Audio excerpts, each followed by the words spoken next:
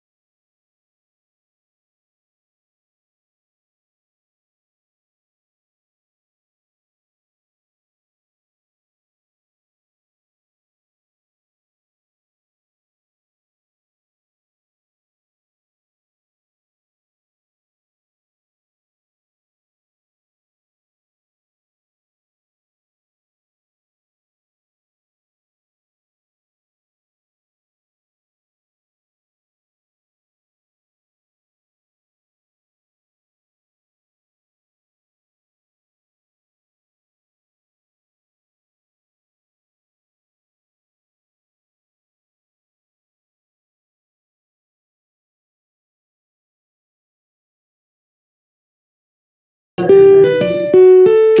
matter what, we probably don't want verbatim minutes. I'm not asking for verbatim, but what I'm asking for is that I get some mention. I had no mention of any comment that I made about the financials. I'm asking for the same deference that we give residents of this town who care enough to come to these meetings and make comments or send in correspondence. And to be treated otherwise is not the way I would like to see our minutes taken. Well, I'm sure no disrespect was intended. The idea, I think, I'm speaking just from looking at this, I don't know what Ralph was thinking, and I don't want to put him on the spot, but he was recording correspondence, which is a lot easier to record than a verbatim comment. So, you know, as we discussed, if you put in correspondence, then it's in there. Right, and I put in what I would like inserted in the minutes, and it was rejected by this board. And you're holding me to a practice that was developed and accepted before I came on this board. Well, there's lots of those, Pam, for all of us. There's things that we're dealing with that we inherited. But the board has to make a decision about this. If you put in correspondence, it'll be in there.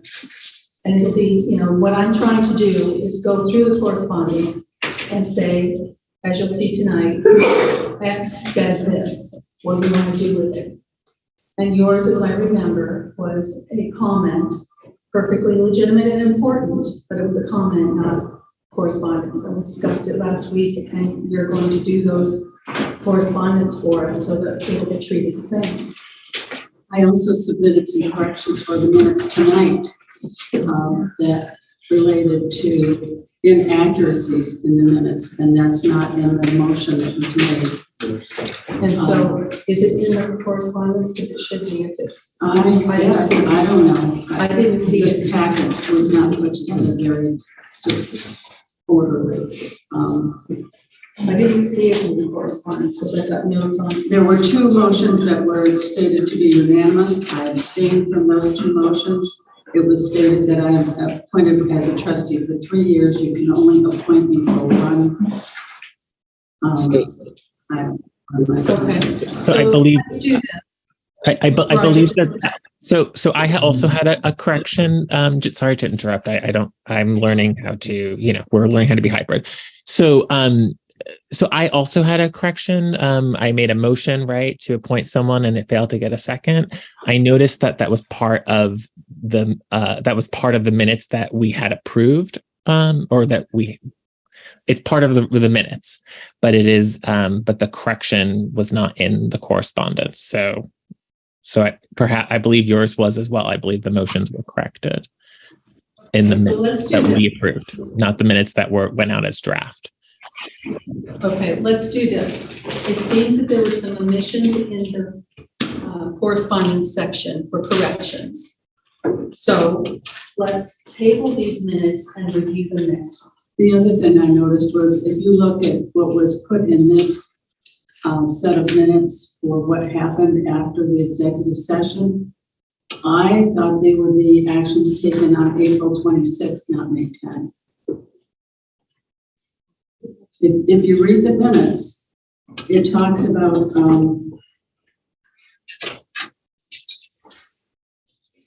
I think when we started this process, here's what happened. Ralph produced the minutes, and I was to send the actions for the what happened after the executive session because it was so late and we went home. Right. I didn't get them to him quickly enough. And I think Ralph thought I'd sent them and put in, again, I'm speaking for you and I apologize, but put in the notes from the prior meeting. right. So that was then amended and those minutes were sent out, corrected, I believe. Correct? Yes, what's in the package should be the corrected minutes, and it should address the concerns that you had in your original correspondence for the draft minutes. So can we, in the interest of time, can we agree to table these until next time and get it right for these minutes? That'd be great, yes. Okay. Okay, so I'll withdraw my motion then, or do we just table? How do we do this? Why don't we withdraw your motion? I'll withdraw. So I should chair. I withdraw. So Ralph, the motion is withdrawn, and we are tabling the approval of the May 10 minutes until the next meeting.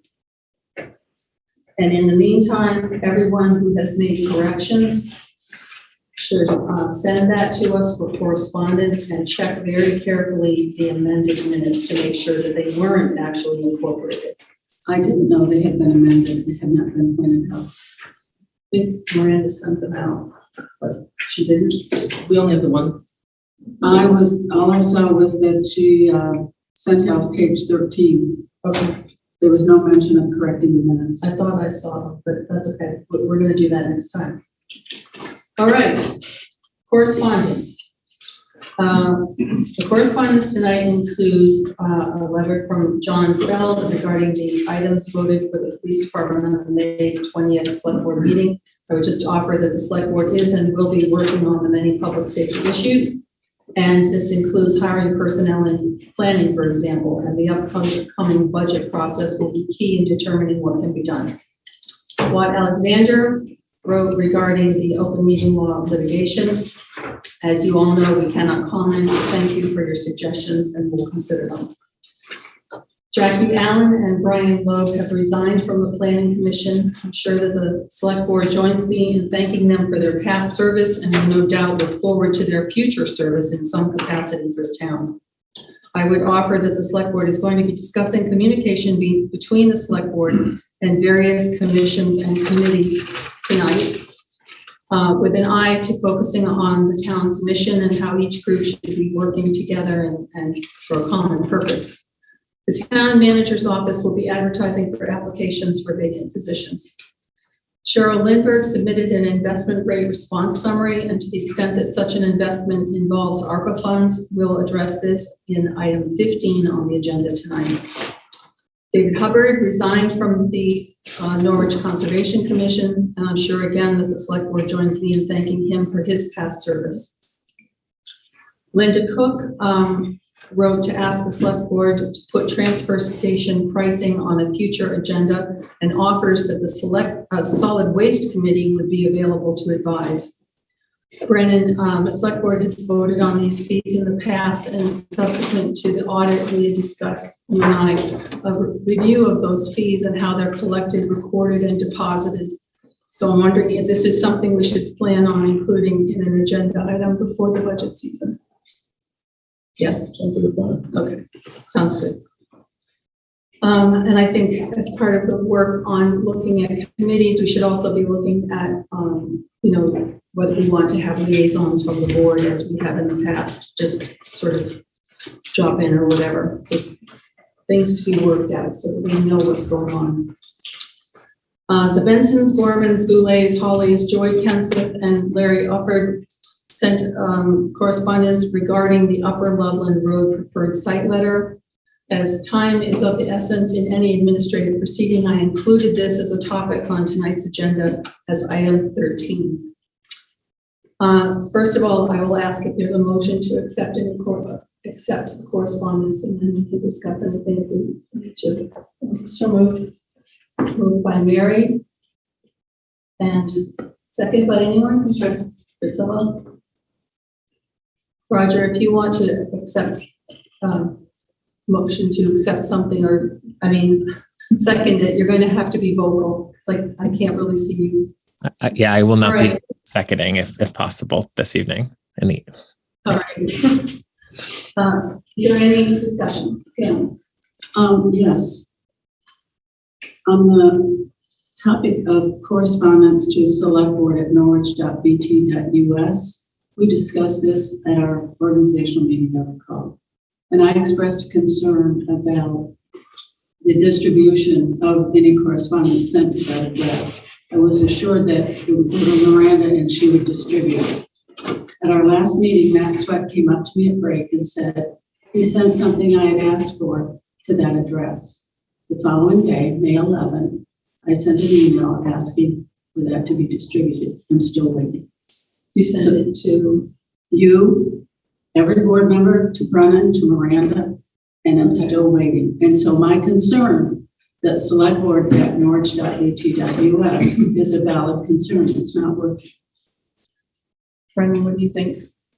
I don't recall. I recall the message. I don't recall knowing whether it went out to you. So I can check on that in the morning. To everyone, I guess. I'm going to ask again that my name be on that distribution list for that email address. If other people don't want to opt in, that's their decision. My request is that I am on that distribution list so that when someone sends something to the select board, it's their assumption that we're all getting it, and we're not. Yeah, I would give you all correspondence as it comes in. And I think the board was pretty resolute. They didn't necessarily want to have that occur. Great. Well, then what's the fix? Because it's not working. Well, I will listen to what everybody wants to do. Mary? It sounds like to me, not getting information you need is a problem. I agree with Pam on that. Sort of like a list or getting the digest so that I don't get ping, the various pieces coming in at various times. I like to see it all as a body, but not getting it all at all, I don't agree with. Well, I think our residents are assuming that when they send it to the select board, we are getting it. And yet I can point to at least 2 instances where it has not happened. One a few years ago and one after the last meeting. Mm-hmm. So it's a long-standing problem and it needs to be solved. Priscilla? Yeah, we're not getting it. I mean, I wouldn't mind if it went there. I think we usually just send stuff to Miranda and then she puts it in the packet, but this stuff apparently is getting in the packet. I haven't seen anything from this time, but no. I'm just wondering.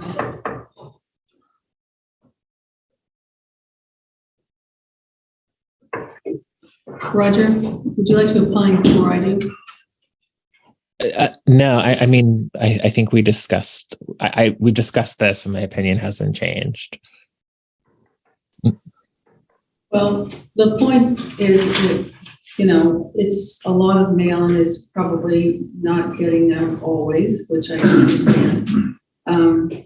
We could, I suppose, say that anyone who wants, I mean, I feel like I wouldn't want to see, I'm not the select board, but I wouldn't want to see some people getting it under the select board and not everybody get it, because that too will have its own problems.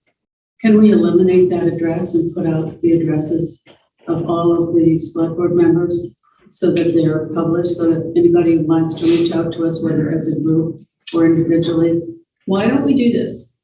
We could put on an automatic reply that says, this email goes to the town manager's office. If you want it to go to the select board members, send it to these addresses. I think that's an extra step that's not needed. Just get rid of it. It doesn't work. The person who's responsible for distributing the information is not following through. So get rid of it and put all of our addresses out there. And if people want to write to me individually or to all of us, all the information is there at their disposal. We'd like us to be kind to all of the people who work here. And I think that, you know, it isn't that somebody is not doing their job. I think there's a lot going on. And having been on the receiving end of huge amounts of email, I know how easy it is for things to slip. So your point is well taken. We have a problem with this and we have to figure out how to do it. And I'm saying take that workload off of that person if they're so busy that they don't have time to follow through on these things. Take that off their plate and give people the information that they need to communicate with the board.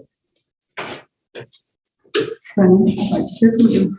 Well, I know that is a very widely used email address, and I think maybe what happened here, I'd like to confirm it, is that just got missed on the day after the meeting. That the message came in and didn't go back out to you as Matt had indicated it should be. So And I sent a follow-up email and I didn't get a response to that either. I don't recall that. Did it go to me? Yes. It was directed to you and Miranda and all the board members were copied. Why don't I look into that tomorrow? Because I can't answer tonight as to why that didn't go out. As far as your process of the select board receiving individual emails go to that address, I guess I don't have an opinion. If people would like that to happen, we can certainly make it happen. I thought the auto reply where it would come into one person, and then if the sender wants to make sure every individual that wants to receive it can receive it, would make sense. And that would give them, it would be an extra step of resending that message, but that would ensure that if they want to make sure every individual has seen that document that wants to see it, it would go to them. Can we try that?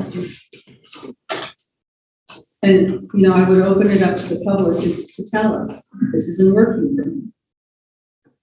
Most of the correspondence we receive is sent directly to Miranda, and then she, you know, if you look at how it was sent, and then she, you know, knows to put it in the packet. And so I think this extra address seems to be just one extra annoying step if you're trying to communicate with us. I hate to be public though. I mean, I'd rather see us all get this email or leave it as it is and have a forwarding. Well, either way, we need to get what people are trying to send us, yes. Can we please just maybe entertain the fact that a mistake was made? Perhaps a mistake was made twice. You forgive the mistake either once or twice, and we move on with our process. You know, I think, as others have indicated, based on the sheer amount of volume, the majority of correspondence, you know, makes its way to the board in the form of a packet. We should celebrate that in these times, and we should move on. I've always been told that if you send a message, you don't get a reply, you send another one 72 hours later, and then you do it again. And like, maybe try that before you go and change someone else's process, maybe adapt your process. I really would also advise that we move on. 7:15. I know. All right, so to try and work through this, let's try the forwarding, if you don't mind. We'll try that first. The forward The message. autoresponder. Yep, and see if that works. And if it doesn't work, then we can revisit it again. And I think most people have all of our email addresses. I mean, we can, suppose we could put them on the page if we wanted to. I'm getting a lot sent to my personal email when I prefer to keep the board business out of my personal email. Right. Well, let's try this for now, and if it doesn't work, we'll revisit it next week or the week after, and we'll move on if it's okay. And in the meantime, I would like to get that document. I will sent to look us into it to- first thing tomorrow. Absolutely. Can I just be clear? Is this just for Pam who wishes to receive all of these in the auto reply, or do folks all need to have their email addresses there? Because then you will potentially get additional volumes of correspondence. I think we should have everybody's email there unless you object. Not quite sure what we're through. I know, Roger? I think we should just take a motion on this question. I personally don't want the responsibility of sifting through the town of Norwich's electronic mail. Like, I don't wish for that to come to me.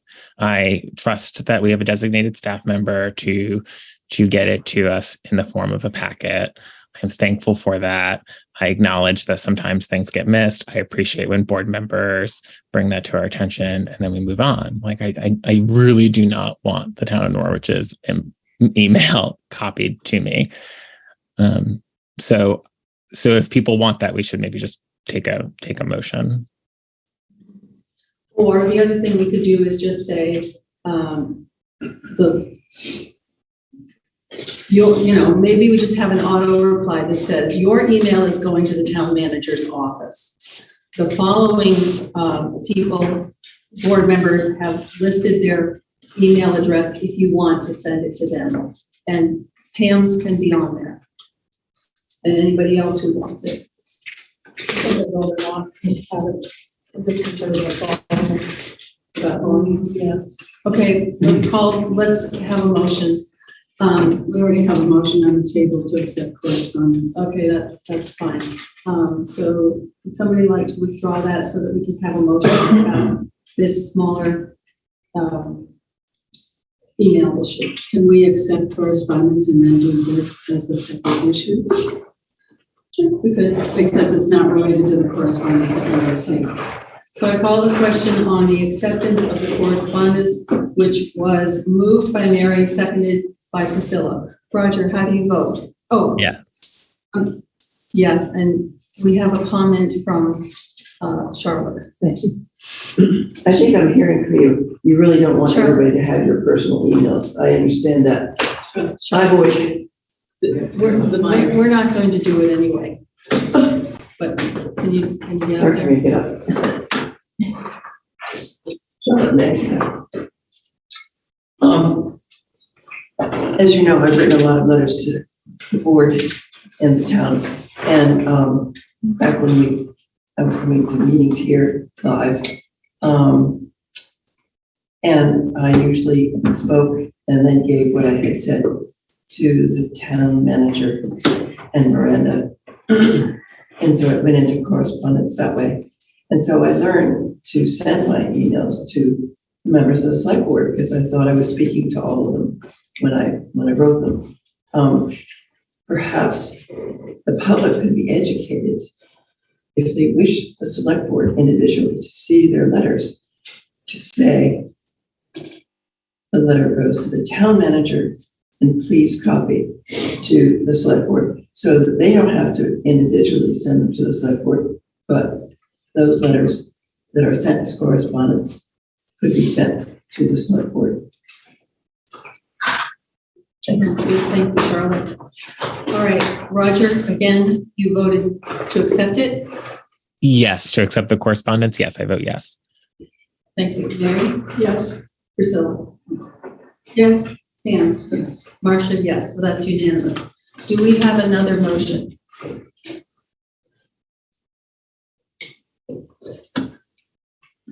Does anyone want to make a motion about the email?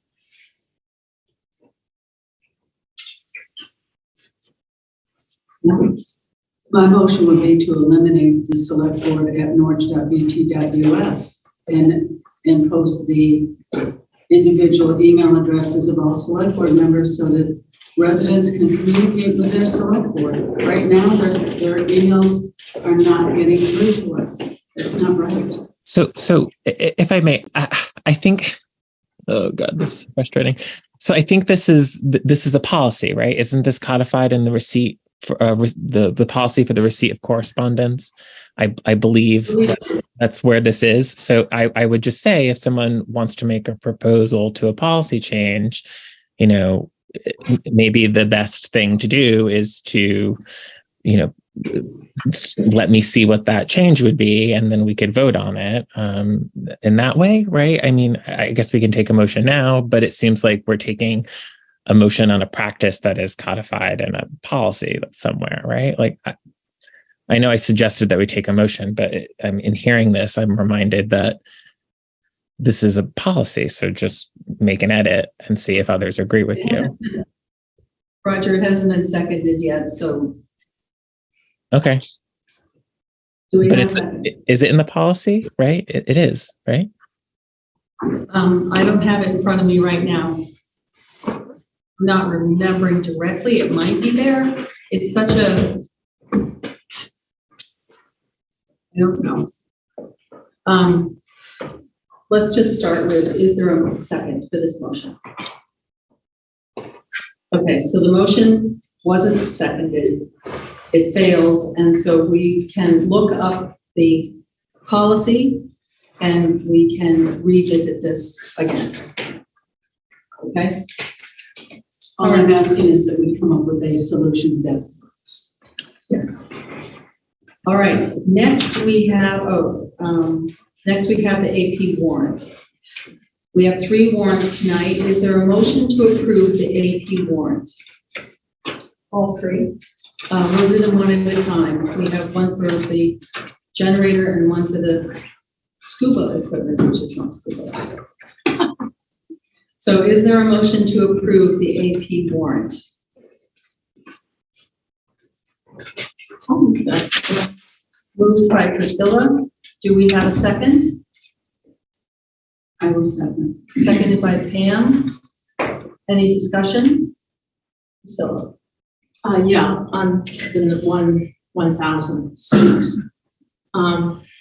If I may make a comment as well as ask a question? Yes.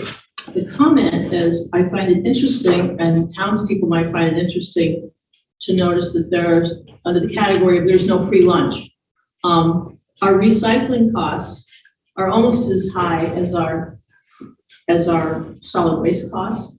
And then we also have the composting costs. And we should definitely be doing these things, but they do cost us money. They're not revenue generators. Anyway, my question is, on page 3 of that warrant article, there's something about a Hoffpine Prospect LLC tax refund for over $5,000. What is that? Can you answer that one? Not. It's the top of page 3. Yeah, I'd have to research that. To refund the tax. Yeah, but why? Town treasurer, would you like to respond to that? Sure,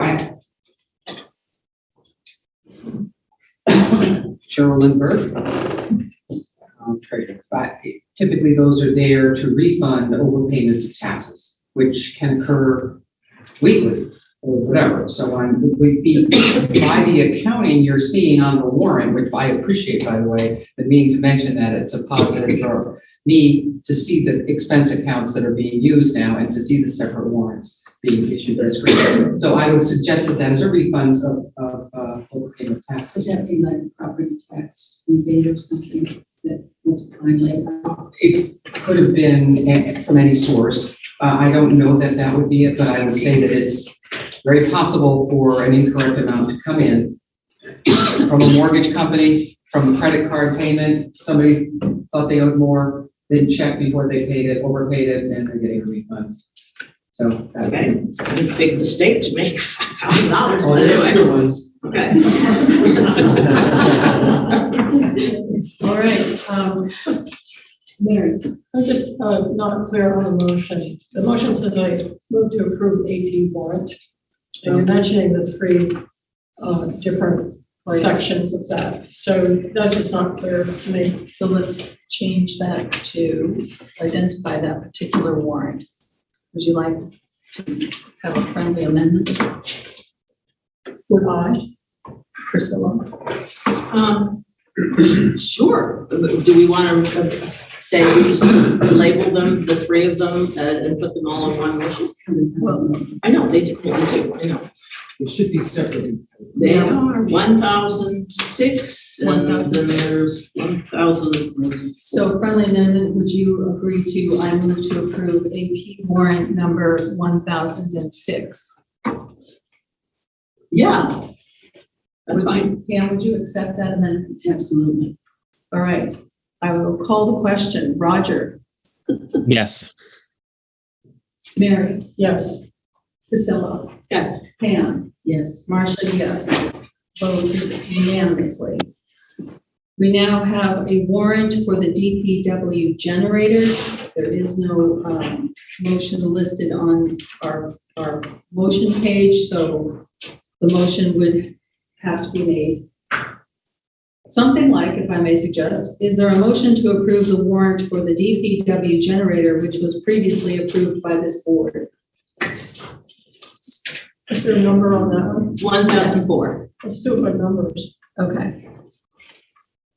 Is there a motion to approve the warrant number 1004? So moved. Second? I'll second. Seconded by Pam. Call the question. Roger? Yes. Mary? Yes. Pam? Yes. Priscilla? Yes. Marcia? Yes. Unanimous. Is there now a motion to approve the warrant number 1003 for the fire department's SCBA equipment, which was previously approved by this board? So moved. So moved by Priscilla. Is there a second? I'll second it. Seconded by Mary. Call the question. Roger? Yes. Mary? Yes. Pam? Yes. Priscilla? Yes. Marcia, yes. Approved unanimously. Thank you very much. Before I move on to informational items, is there anyone in the public or in Zoom land who would like to make a comment about something that is not on our agenda? Please step to the table, madam. If you would give us your name and tell us if you live in Norwich. Chris Clement, and yes, I live in Norwich. I'm calling I'm really glad you guys were talking about agendas. And I'm sorry I didn't make the last Selectboard meeting because I think there was a kerfuffle, and I think it's a good time to address that while you guys are struggling with how to get through agendas. For the public, motions are really important to us because we know you guys are going to take a vote. So I just want to ask if there, I guess whether I can address or ask you the question. Is it clear who can submit a motion and who sets them, who proposes it? Is it clear that is it only the select board, or is it a member of the public, or anybody else in who can actually propose a motion? The board members, Only board members. because it's our meeting. Okay. So Mary has a comment. And I think that the motion sheet has been developed by Miranda and the town manager, interim town manager, and the chair. So there is a process to set it up. And then if board members feel there's a concern, we can come out with motions from the floor. Okay. And you know, like in this case with the AP warrant, it's written very simply. I moved to approve the AP warrant. Right. When we did have a desire to break it down. Okay. So that didn't quite come through our sort of motion preparation process.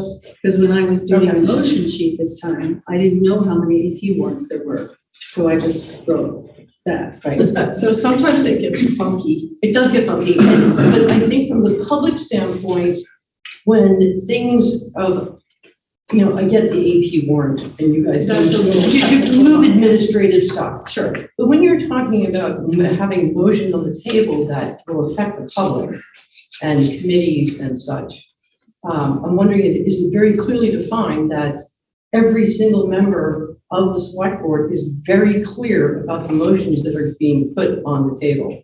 And the public is going to be aware of that. Say, for example, changing the planning commission from 7 to 9.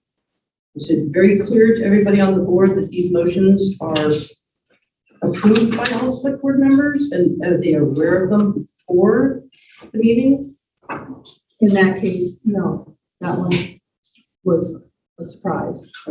So I think we caught it. Yeah. But it's true of everything. We have to try to catch things that, you know, slip in. Sometimes things, information slips in that isn't fully thought out. I've been trying to do the motion sheets based on, you know, while I'm working on the agenda, I try and develop the motion sheet at the same time, but I'm not always successful.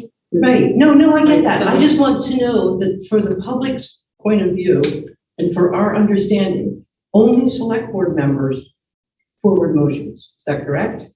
Well, when Miranda develops the motion sheet, because of timing or whatever, or to just be helpful, then we always look at it. I mean, I look at it and usually it's sent out to the board members and Mary's very good about checking them thoroughly. And then everybody sees them in advance anyway. So even though there's a suggestion on the motion sheet to help people, you know, this is what we're talking about, it often gets a bit changed. In a second. But we're the only ones who can move them and, you know, in second and or amend. Put them on the agenda in the first place. Well, no, because as we're trying to describe this process, that there's often some input that's needed from the town manager's office as well. And we have had the support of Miranda, who's, you know, has a legal degree, knows how to couch certain motions, knows for the ones that we need to go into executive session to find the proper citations. So we kind of need a little bit of administrative support on a lot of them. And some of them are very hard to parse. But the one about changing the size of the planning commission, that's not right. I mean, that's not one that you just sort of spring on the public. Yeah. It's not, that's a no-no. So that one got in there and we noticed that. So wait a minute, you know, how'd that get in there? So we're not just looking through the motion sheet and saying, okay, number 12 is this. Right. It has to make sense, and then we talk about it as we go forward. Right. So it's just basically, as chair, you say it's out of order and it's something. Well, I can't remember which of us, it might have been me that questioned the change of numbers. I can't remember who did, but somebody caught it. And kind of in a circuitous route, if the public brings us something that, you know, an issue that ends up on the agenda, then in that sort of way, people are suggesting a motion, right? So action, let me say. Well, typically, a member of the public is not going to push a motion. You guys are going to have to say, well, yeah, we'll have to open an agenda item for the next. Right. So So that's the what next I mean. meeting. So that's But what I just want to make it clear, like correspondence, which I totally respect what Pam was saying. I typically, when I write, I'm not writing to town manager. I'm writing to you guys. So I would think that motion would only, and that all board members would be very, very clear that they're, going to be voting on this. Yeah. Because again, we're looking at those motions and it's pretty clear whose interest, what you're coming into the meeting for, what you Right. are listening to on any particular Right. vote. I think is super important. And I think it's kind of axiomatic that whatever you see as a motion is because it's the response to what's on the agenda. Exactly. So, Okay. All right. Thank you. And Pam? To Chris's point, that motion sheet came out at 4:08 PM on the day of the meeting. So we really didn't have time to look at that and On that, the past. right. A lot of these motion sheets come out at the last minute. I'd like to see these motion sheets as part of the packet. Well, So they can that start being. so the public understands what motions might be entertained at our meetings. and I second that.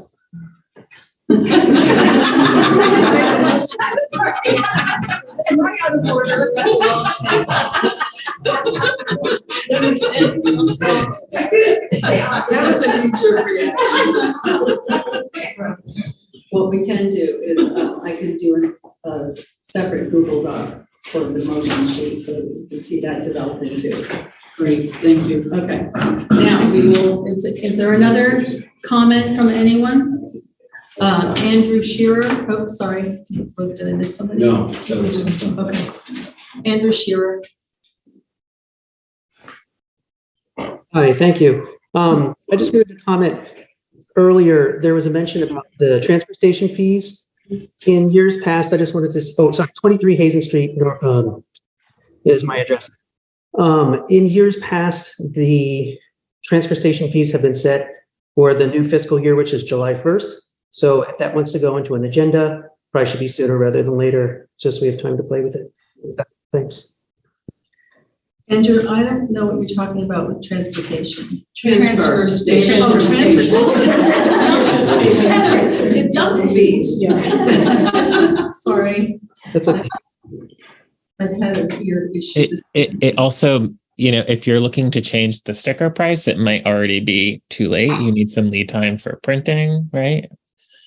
Well, So it would be, we're repeating a lot of history these days. So we might want to check back from when the date that we last did this. It was just last year where we changed the fee schedule and had the stickers printed. So yeah, we're gonna look into it. I think we did it in April. So Okay.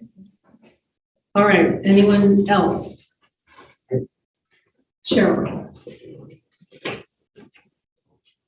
Cheryl Lindbergh, Lister, just reminding the select board that we issued a memo a month or so back on the Sharon Norwich boundary line dispute, and I didn't know if that is going to be something to work on.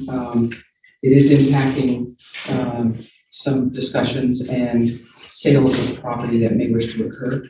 So I just wanted to get back to your attention. Thank you very much. We should put that on for probably the next meeting, do you think?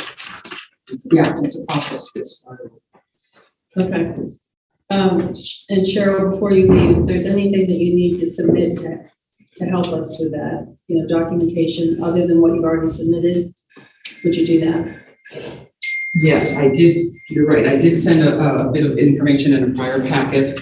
I think from that point, maybe a conversation amongst the select board and the listers might be helpful, or if you're going to set the wheels in motion. Because we have no There's a authority. process we have to follow and maybe reminding us of what that process is.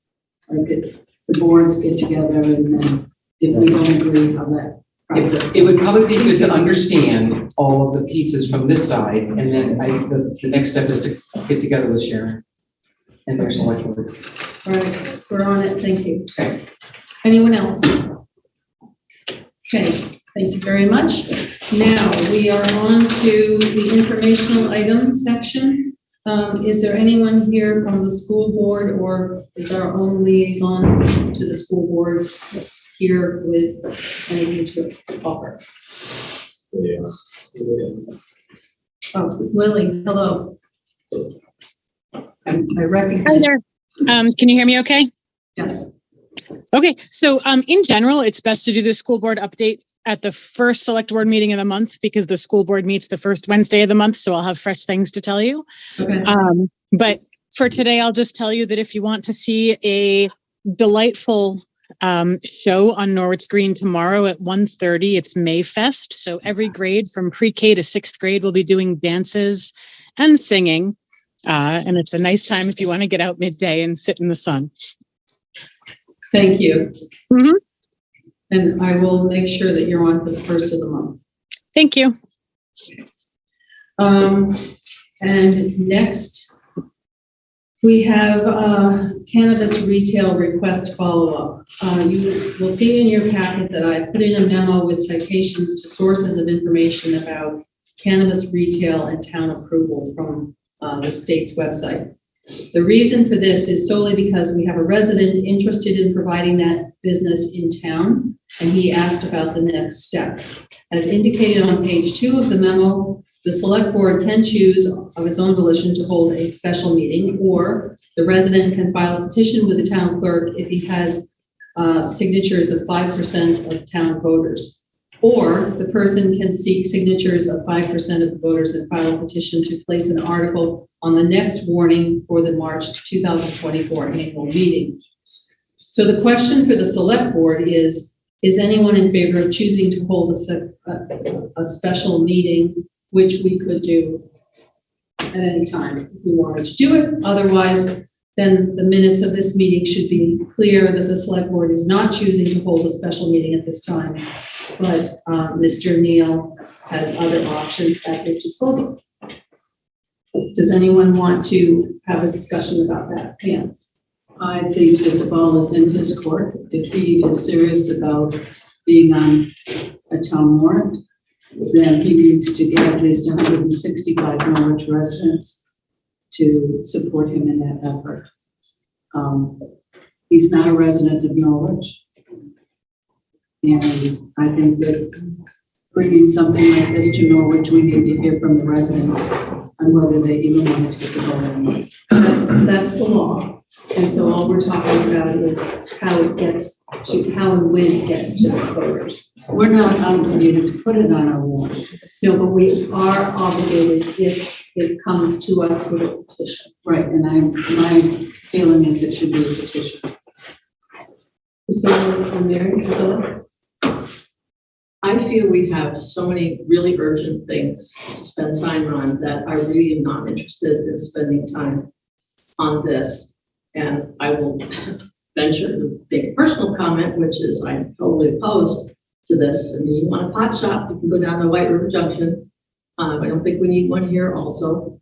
But I'm one out of however many voters we are in town, and the voters get to decide, but I don't think we should be making any special effort or spending any particular time on this. I mean, I could give you a list of some other things I think are more important.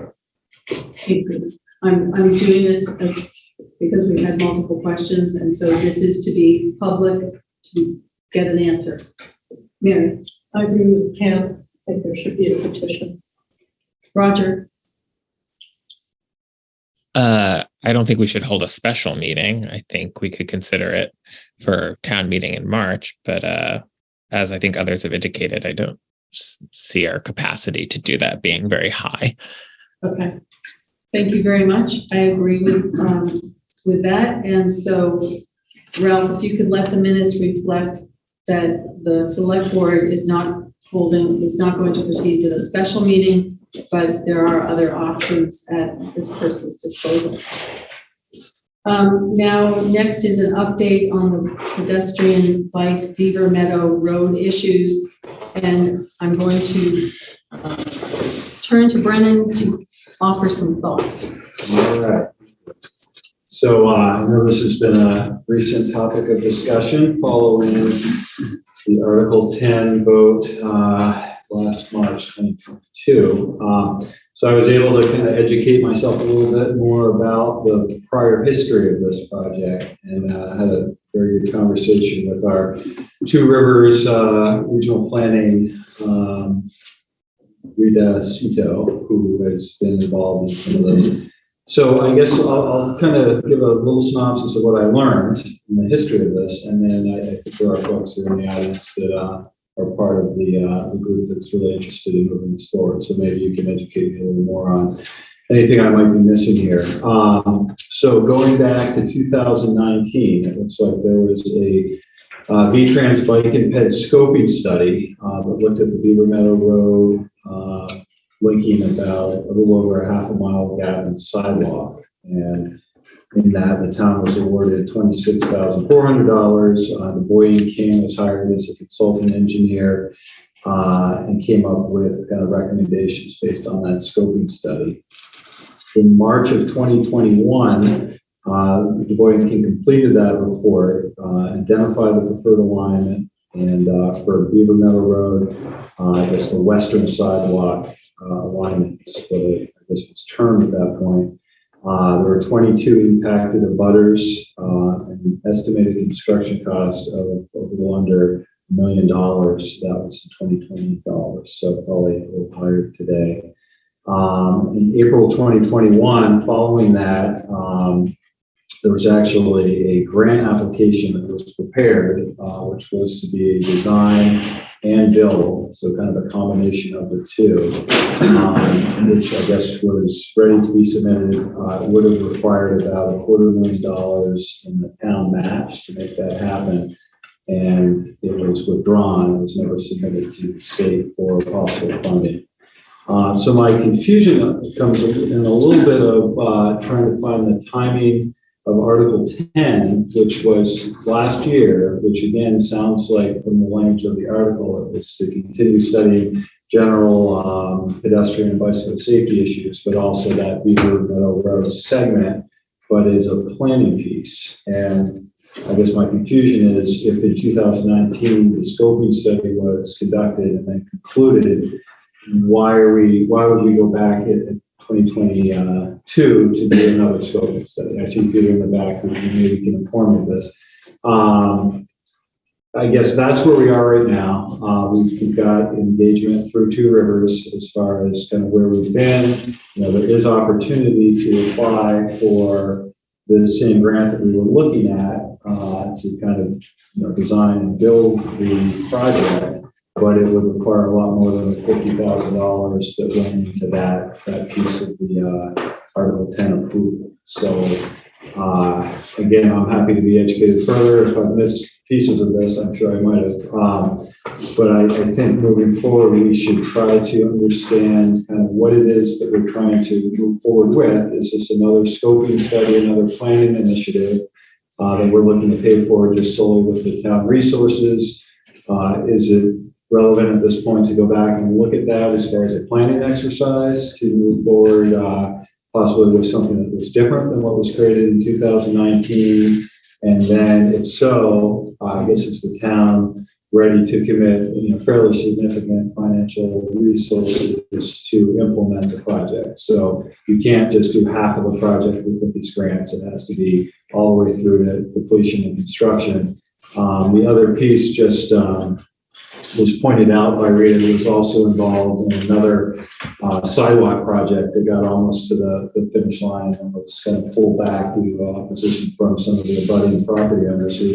There are in this case 22 impacted abutters, and all of them really would have to be on board, and you don't really know that until the shovel stuff and hit the dirt there. The issues where something could really derail the project if you didn't have full support for the project by folks involved in the property. So that's what I have. It is certainly now that I'm kind of aware of where this has landed, I can try to pick it up. I think part of the issue here, which I think has been recognized, is that without a full-time planning director, a lot of this stuff is just going to be picked up as we have the capacity to deal with it. So this is now back on the radar for sure. Do you have a sense of how, well, I suppose it depends on where we're going, how much work we need from a planning director?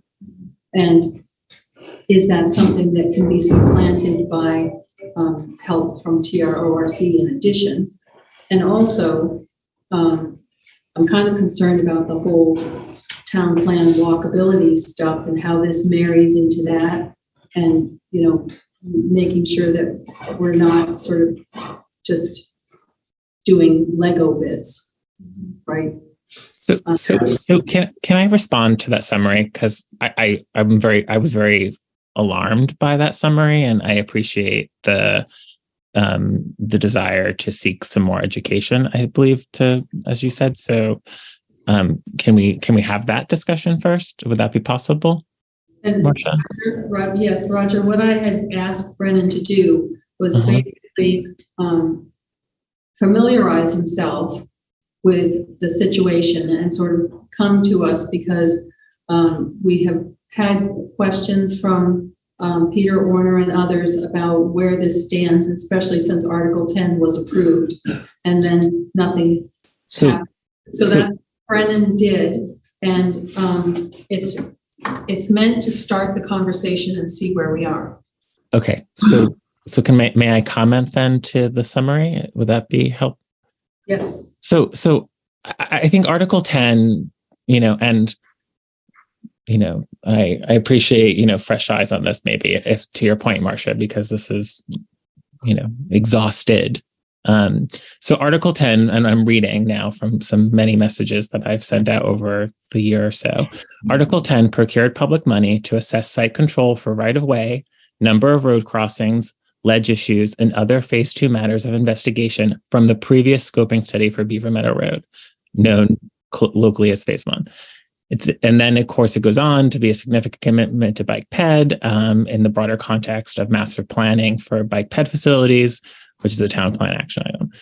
And then we know that it's an implementation chapter of the town plan that allows for this. So site control for right-of-way, number of road crossing, ledge issues, and other phase 2 matters. So the first scoping study drew upon great public support, identified potential alternatives in its project, but it also revealed significant cost and significant issues that were unresolved. So I would say that the Article 10 recognized that we needed money to study and address these issues and to further assess public appetite for the millions of dollars for what is effectively a half a mile of sidewalk. So I would say that the thought was to have additional money for additional understanding or additional study, because there are unresolved questions from that Dubois and King study. And unfortunately, we don't have a planner or even the same planner to assess sort of the credibility of sort of what I'm sort of bringing forward. But nonetheless, I think that was my understanding of where we left off. That while it drew upon significant public support, identified alternatives, there were unresolved issues, and there was also a desire to put it into wider master planning, particularly to think about Huntley Meadow and the access ways for bike ped around Huntley Meadow. That was articulated in the past. So I think that would be my summary. Thank you. Board members, does anybody have anything else that they want to say about this before we open to the public? Yeah. My recollection of Article 10 was that there was going to be a broad study of all transportation issues in the town, not just this sidewalk. It wasn't going to be limited to walkability. It was going to be talking about speeding and how to deal with those issues, and safe biking and the transportation issues, not just sidewalk. Okay. So what we're trying to do here is figure out paths forward, because obviously this is an issue for the town. And I think that there are people here who might want to speak to this. Would someone like to? Peter? Sure, yeah. Hi, thanks. All you need to say is your name and that you live in Norwich. My name's Peter Warner and I live in Norwich. Thank you, Brendan, for your summary. I want to just maybe read Article 10. So everybody, Article 10, which just to remind everybody, passed pretty significantly It was, I believe Article 9 was a study, was asking for a police study, and that was turned down. So I think it was very clear after the vote in March 2022 that the town was very much in favor of Article 10, which reads, shall the voters approve spending up to $5,000 from the operational performance? 50. I'm sorry, yeah. What? I'm going to add 50,000 up to 50. I can't read my own typing. I'm going to start over. Shall the voters approve spending up to $50,000 from the operational performance and development fund to undertake long-range planning for the construction and maintenance of sidewalks, bikeways, and trails, to include additional assessment of bike and pedestrian alternatives along Beaver Meadow Road, Main Street to Moon Lane, and linkages to Huntley Meadows? Question. And the context here, and this all comes from a meeting that you all set up, and as an educational meeting on your own warrants. And that was, I'm very pleased to see Roger's memory is coming back, because a month ago when I was here, there didn't seem to be much memory of this. But this is what Roger helped us with, and we worked with Roger and the board on this. Article 10 would do a couple of things. The article states there is a desire by the town to undertake long-range planning for bike and pedestrian infrastructure, sideways, bikeways, and trails. The hope is to place Beaver Meadow Road in a broader context among other pedestrian areas like Huntley Meadows and hiking trails that they begin from town. Additionally, part of the funds from Article 10 would go towards further studying some of the engineering tasks associated with the sidewalk project identified in Phase 1 scoping study. If you recall, in February 2021, the Select Board voted to move forward with exploring the Beaver Meadow Road sidewalk extension between Huntley Street and Moore Lane. However, due to grant guidelines, the town would have needed to commit to construction for working grant, and it was pulled back, and that's why why the board put forward Article 10, which is a binding measure because it involved $50,000. So I'll just say as a couple more things is that it's never been clear to me that, and it wasn't clear to Du Bois and King, that they didn't address issues. This was coming, and this is where, you know, we can disagree on this and we can go back, but it seemed very much located directly with Rod Francis. And Rod Francis had a problem with the scoping study. That slow walked everything. And therefore, Du Bois and King, who we paid significant amounts of money to, were cut out of the discussion and were never actually asked by you all on the board, are these things problems with the scoping study? And so my thinking at this point is to go back to Du Bois and King and talk very specifically, because they were very happy to do it. We had two major town-wide meetings where many 50, 60, 70 people attended, and people were very much in favor of this. Is there possibility of problems? Yes. Has my group talked to many of the residents along Beaver Meadow? Yes. So we don't foresee abutment problems necessarily, although I don't rule them out. But Du Bois and King has a lot of that information. I would bring them back into the discussion and then start to try and figure out what you all meant by implementing a scope 2 phase study and what you mean by allocating $50,000. We thought when we listened to Roger give the presentation that you all knew what you were doing with that. And what ended up happening was, and this is very clear, not a single thing. After a ballot measure that was put forward by the board and passed by the town. So.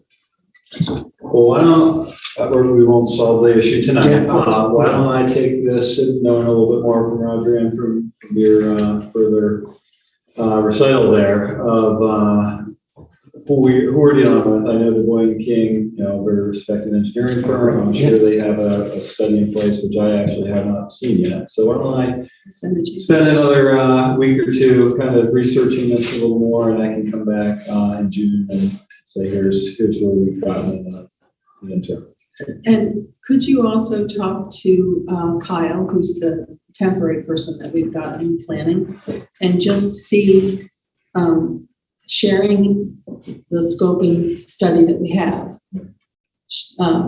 just get his input about what would be the next step for this, and what does that look like in terms of a product and cost, and then get us sort of an outline of where we need to go, or at least some options.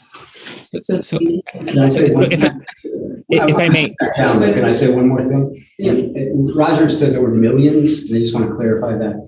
If we are talking about applying for a federal grant and state grants that pays 20% of this, we're talking about hundreds of thousands in the 200s or 300s or $400,000 range, not millions from the town. So I want to clarify that and correct that incorrect statement. I'm all set here. Thank you. So one thing, Marcia, I think Rita is actually, as Brennan was in conversation with, I believe that, she does transportation and transportation funding. So I think she is actually the person. I think Kyle is really a contract zoning administrator. So I think Rita would be great. I think similarly, she was, and I don't know if this is part of this agenda item, she was set to work with Chris Kaufman for the placement of the speed signs, right, as part of her work. So if that hasn't been done, she would be the point person to do that. We had done some data collection for that work as last year as well. So I think like Rita sort of not just on the sidewalk proposal, but also on the speed signs and advise on their installation if the installation hasn't happened, but it should, because everything is melted now. Right. And I'm glad you brought that up, because I was going to bring it up and ask if we could. I have an update on that too. Okay, good. Mary has something? Devil's advocate.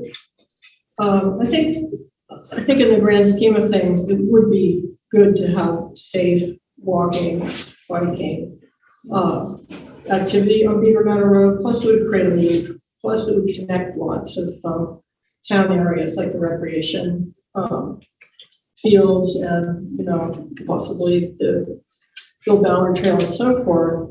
But I also wondering what is the full price tag once we get to that spot. And Right. Just devil's advocate, just saying this, if we gave back the money from Article 10, if we are really considering that it was an ill-considered move by a former planner, we could give it back.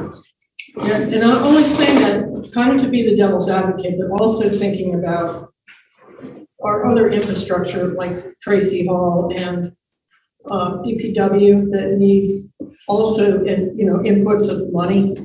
So it's just trying to balance it out for priorities about what we need.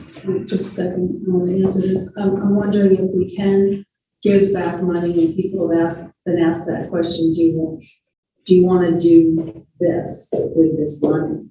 I don't know. So I say devil's advocate, but I'm saying if, to me, it would be similar from rescinding a motion, similar, but I'm just putting that on the table. Yeah, I mean, I think what we're doing here is trying to follow through this thread, because it sort of got started, was voted for some more money, and then stalled. And so I think we have to figure out, by asking these questions, is it something that we can or should or do want to do or not? Right. And then we have something to talk about, right? I mean, once we have the facts. The other context was that we were led to believe that there were kind of three phases of the grant process. So the scoping, and then kind of what is this going to cost? And then actually, going through it. And that middle part apparently was folded into the end part. And that really that was not very helpful to learn that after we've been through the scoping part. So that, that's just context. Yeah, so I think we need a lot more information, more clearly presented. I don't know what we need, but needs some sorting out. Well, I think if I may, I think we do know what we need. So like my understanding was that the Dubois and King study, while showing some alternative and had great public support, that there were some like large issues that it also kicked up, and that the town needed to be committed to these issues. I summarized them as right of way, ledge, there's some other things, right? So I think it's just a matter of getting further advisement on those issues. We thought that it would require more public money to investigate and to solve those problems before we committed to construction. But maybe it's a matter, as others have said, checking with that original consultant, having deeper conversations with Rita Cito, or just, hiring a planner, right? Like I think we just need to sort of take up those issues and then just really understand what is the best way to get there. It could be as simple as going back to the original architects of the Phase 1 study. I don't know. It requires some leadership. So thank you, Brennan, for trying to help us. Thank you. Roger, I'm trying to balance everybody here, so. Yeah, I'm done. Sorry. Thank you. I know, just raise your hand so that I can sort of modulate here. Pam? Okay, a number of things. First of all, you can't give back the money. It was to be taken out of the $110,000 that you put in the operational, whatever it's called. Performance, I think. Operational, yeah, anyway. So it was to be taken out of that fund, the Operational Performance and Development Fund. So you put $110,000 in there to use for matching funds and for studies and things. And so it was to be taken out of that. So the money is there, it just hasn't been spent. Right. The other thing is that Rod came back and told us that the cost of this sidewalk would be somewhere between $2 and $3 million because of the pandemic and the rising costs of materials. And so that's why this board said no, they would not go forward with it. And the other thing is that this town would have to put that money out first and then hope that we qualified for the 80% reimbursement from the federal government. There was no guarantee.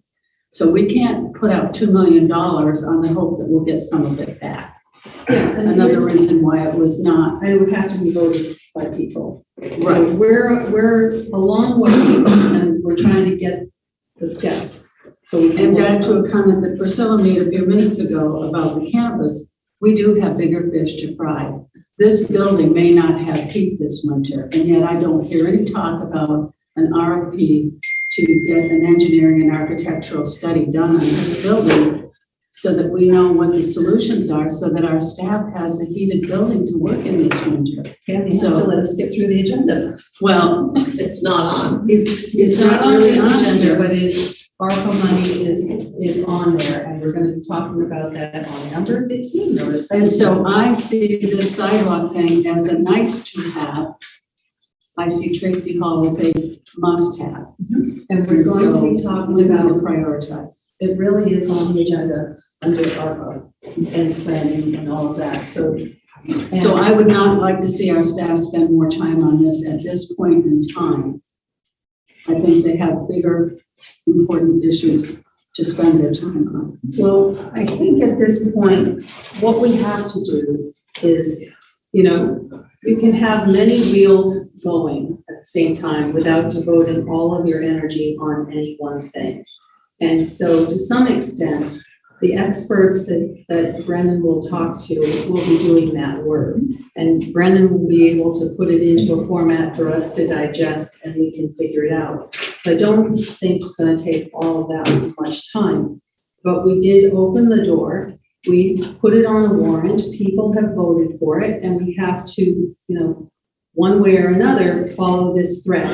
And it does not mean that it precludes anything else, but it will give us some information, which we're not afraid to get.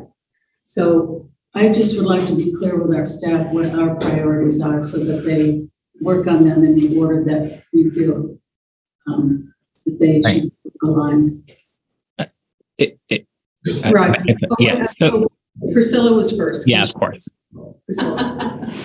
I want to second what Mary and Pam are saying about the urgency of doing something about Tracy Hall, because before we know it, it's going to be heating season again, and we don't even have, we have no kind of plan or anything. I would also like to mention that when you build a sidewalk, and I know this is something that a lot of people are very passionate about wanting, and I'm a pedestrian myself regularly around that particular loop, but sidewalks require maintenance, and the fire district has unfortunately been the owner of most of the sidewalks in town and has been wanting to give the sidewalks to the town for many, many, many years. And the town doesn't even want to take them on because the town doesn't want to repair them and the fire district isn't repairing them either. We have zero in that budget. This is another agenda item. I know, just, Roger? So to Pam's point, like, I mean, I do think it would benefit the public to articulate a timeline and a priority on this particular project. Like, you know, I'm keen to say something, and effectively, what I had been saying since Article 10 happened to Peter and others is that, you know, we don't have the staff we need to take on this exercise, right? We needed a full-time planner. Rod Francis was both the town manager and the planner and then he was an interim town manager when he was the planner. So we've lacked a full-time planner for a long time. Someone in the planning office is very key for our town right now, not just for sidewalks and bike ped facilities, but for our zoning, right? So I think for the purposes of this agenda item, once we get some more information and understand more about sort of what is needed for what I'm calling these unresolved questions from the phase 1 Dubois and King study, I think we need to sort of be more frank and then, you know, deal with the justifiable criticisms that will come with that. We'll get the information. Yeah. Peter, Quick comment. I just want to make one clarification. In the Du Bois and King study, there were 3 alternatives, including a bike lane alternative that was actually quite popular and something we could actually talk about. Again, it wouldn't necessarily involve a sidewalk. This is not necessary. You know, that was always part of the discussion. From Moore Lane up to Ballard Trail, there used to be a town maintained, I don't know how you call it, a gravel path that has been disintegrated. So that you could, back in that day, you could actually get to Ballard Trail from the lane safely. Now you cannot. So I'd have to disagree on one major point, is that pedestrian safety is not a want. The town has been very, very clear on this, that it is a need around here. And the minute we have an injury, you all are going to agree with me. So just want to say that. Thank you very much. Madam Chair, may I respond to that?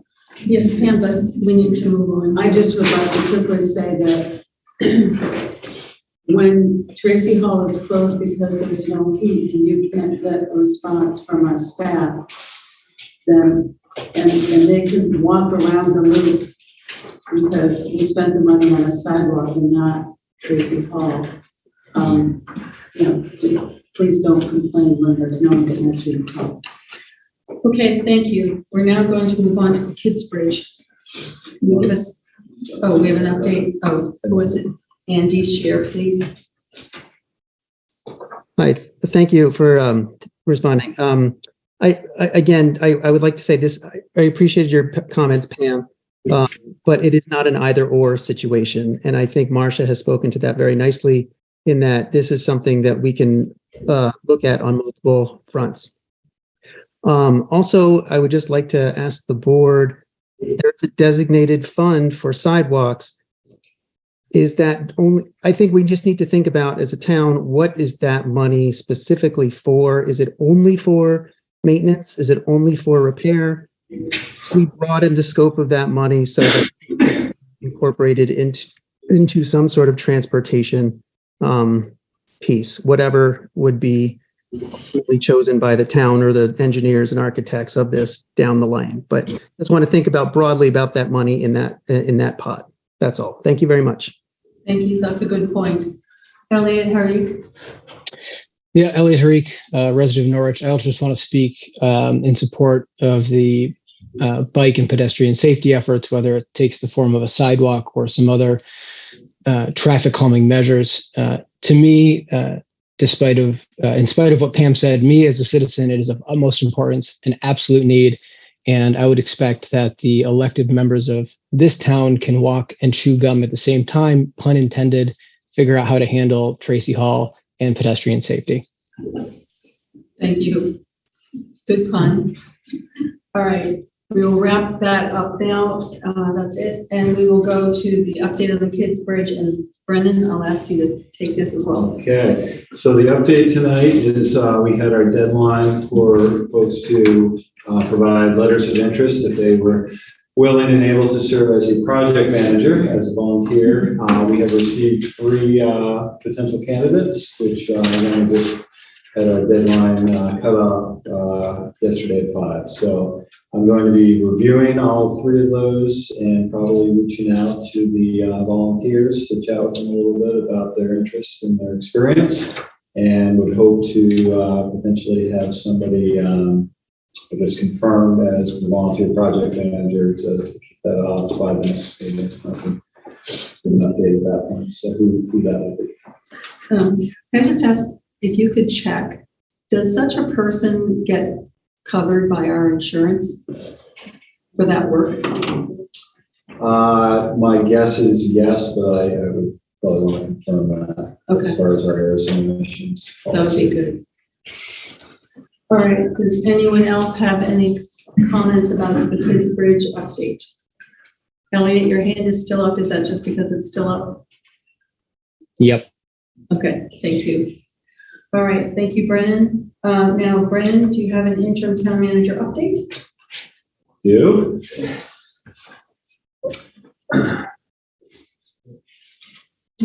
So I will try to be kind of brief here. I'll start out as I have in the past with kind of some human resource focused comments. So we are staffing, trying to staff as best we can right now. The planning and zoning administrator position remains open. We've really not had a lot of interest in that coming into us, which is unfortunate. I guess that's all I have as an update there.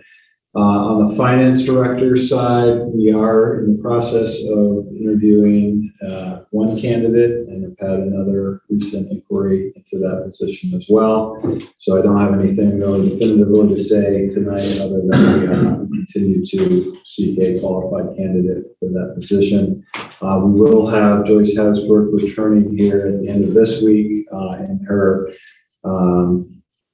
I guess, interim capacity as a staff of Robert Half. We'll be working directly with the town to close out our books for the first week she's back, and then we will be entering into another contract for at least a period of a month or 2 to kind of get the end of the year closeout done that we'll need starting out the next fiscal year. And we hope again to have somebody hired that will be kind of in a training mode during that tenure for Joyce's back with us. So that's my update there. We do have some good news to announce. We have made an offer which has been accepted for the administrative assistant position. So in the final steps of doing the background checks, everything's looking good so far. And anticipated start date would probably be mid-June for that new candidate to come on board. And I'll wait to announce her name until we've completed every step. But we are looking for that at the moment. Couple notes from the DPW department. As appeared on the listserv earlier this week, the line striping is going to be occurring. That's set to kick off on the phase 1 of that, which will be mostly in the village center area, starting early next week, and then a phase 2 of that, which will be starting July 1st. So there will be probably some minor inconvenience as the people that need to get to areas and do the striping are working there. Some areas may be temporarily closed, and we'll shuffle through that. We did receive 3 bids for the transfer station repaving project, and those just came in early this week, are being kind of reviewed and tabularized right now. So it looks like we will have at least one qualified bidder there that will be taking on that paving project here over the summer. The New Boston Road culvert project has been largely completed at this point. That was a project that occurred mainly last week, and did involve some temporary road closures and some detour issues in that area. But my understanding from our director, Chris Kaufman, was that was done successfully. He was happy with the finished project.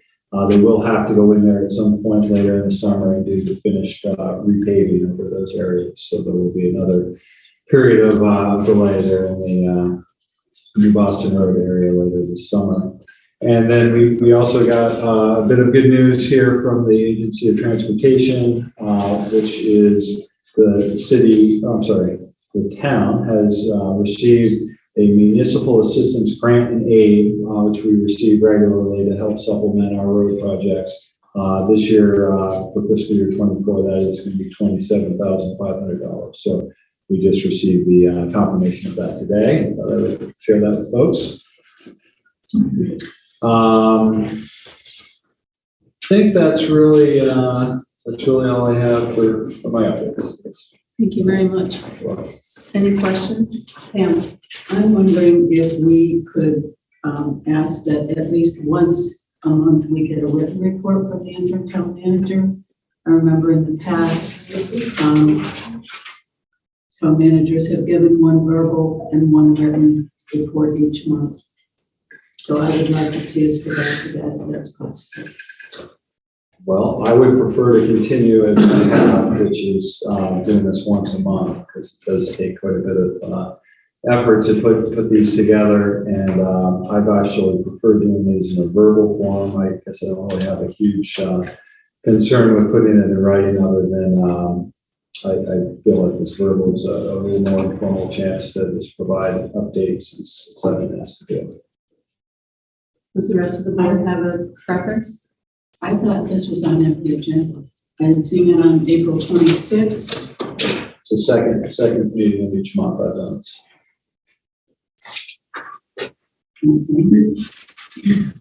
Does anybody else have a strong feeling about written versus verbal? I'm just gonna, so I'll start with you. I prefer written also. Okay, Mary? I'm okay with verbal at this point, especially because we're still short-staffed. Things are kind of volatile. So I don't think, I don't know if it's a good time to write up. Roger? I don't have an opinion. I'm glad to have one at all. Thank you. Okay,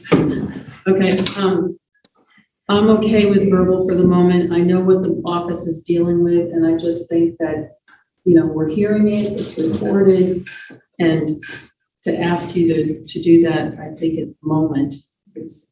It would take some time to put together. Right. And in terms of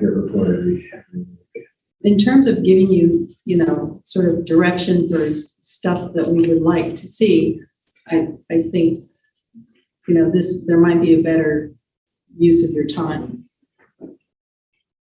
But previous town managers put a report in the packet so the residents of the town can see too. Yeah, but I guess the residents can listen or they can come. I mean, I don't know, that nothing is perfect. Right. No, I made a suggestion, and if you don't agree, that's fine. Okay. I just made a suggestion that I would like to see us get back to that practice. Okay. May we hear an update on the Beaver Meadow signs? Okay, yeah, that got skipped over. So I did have a conversation with both Chris Coffman and Wade Cochran. We know that we have received 3 signs. They've been sitting up at the DPW lot here. Wade is actually reaching out right now, looking at the installation piece, because I guess there is a little bit of a specialized installation of these and some hookups that the DPW staff are not qualified to do. So that's kind of where we are in terms of figuring out what type of vendor we would need to hire to get those installed. I wasn't aware that there was actually a current study of where those would be located. So Wade was thinking that was something he would need to research and look into. If that work's already been done, then that's one step closer. So I would anticipate, again, knowing that this is an interest of everyone to get those operational and out there on the street, that within the next few weeks we'll have those up, and if there's a delay, I can come back and let folks know what's going on. We had a data. Sorry, I'm sorry. We had done a data collection project. Was small and nimble, but nonetheless revealed some insights about where to place them. But my understanding was that Rita and Chris, and of course, I suppose the police department Rita would advise the town in her capacity as a transportation planner. Yep, that makes sense. Well, I can reconnect on that specific topic with her, and like I said, I would anticipate probably within the next few weeks those could be operational, assuming we're able to find a somewhat local vendor that can take that on. That would be good because school's out soon. Okay, any other comments from anyone? All right, moving on. Reports that were submitted this time were from the Intermunicipal Regional Energy Coordinator and the Recreation Department. As to the IREC report, I would note that we received the MERP grant for $4,000 for energy, sort of energy. And I think that the select board needs to have some input into maybe what's going to be done with that money. And maybe I see that an energy person is here, and maybe you know something about that. I don't know, Linda. I'm not calling on you per se, but anyway, Brennan can maybe inquire about what's going to happen with that money. And then also I'm wondering about, there was mention of May 23 EV charging station or charging infrastructure grant. And I'm thinking we're paying quite a lot for the one at Dan and Witz, as I remember from looking over the accounts with you one day. So before we commit monies that are not budgeted, I'm just thinking maybe we should have more information about that if you could inquire. That'd be good. Does anybody else have any concerns about IREC? Roger. And for the REC report, I would just commend Bree for the amount of thought and work that she puts into designing and executing very creative activities for our students and residents. Now we're at the action items for motions. The first agenda item is committee appointments, which are continued, and I think tonight we only have one for the Conservation Commission. Cody Williams. Is Cody here?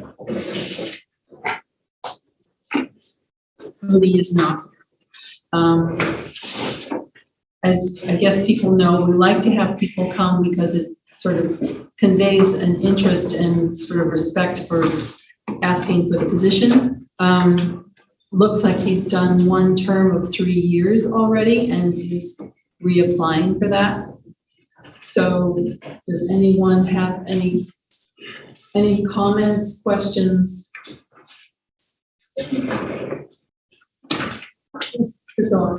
Just a comment. I know I was a little harsh last time about Cheryl Asa not showing up. I want to say, Cheryl, I've been reading the minutes from the committee you're on. You're doing a great job. Thank you for volunteering. And yeah, I wish Cody could be here tonight. I have the same reservations, but he seems very qualified and he's been doing it. And we're always grateful for people willing to step forward. True.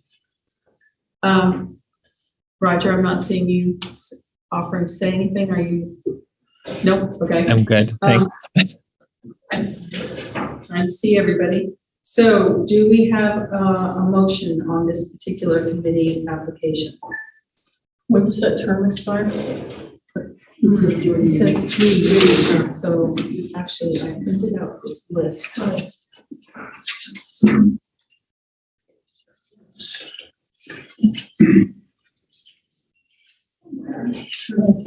Okay, this is the list, but which one is it?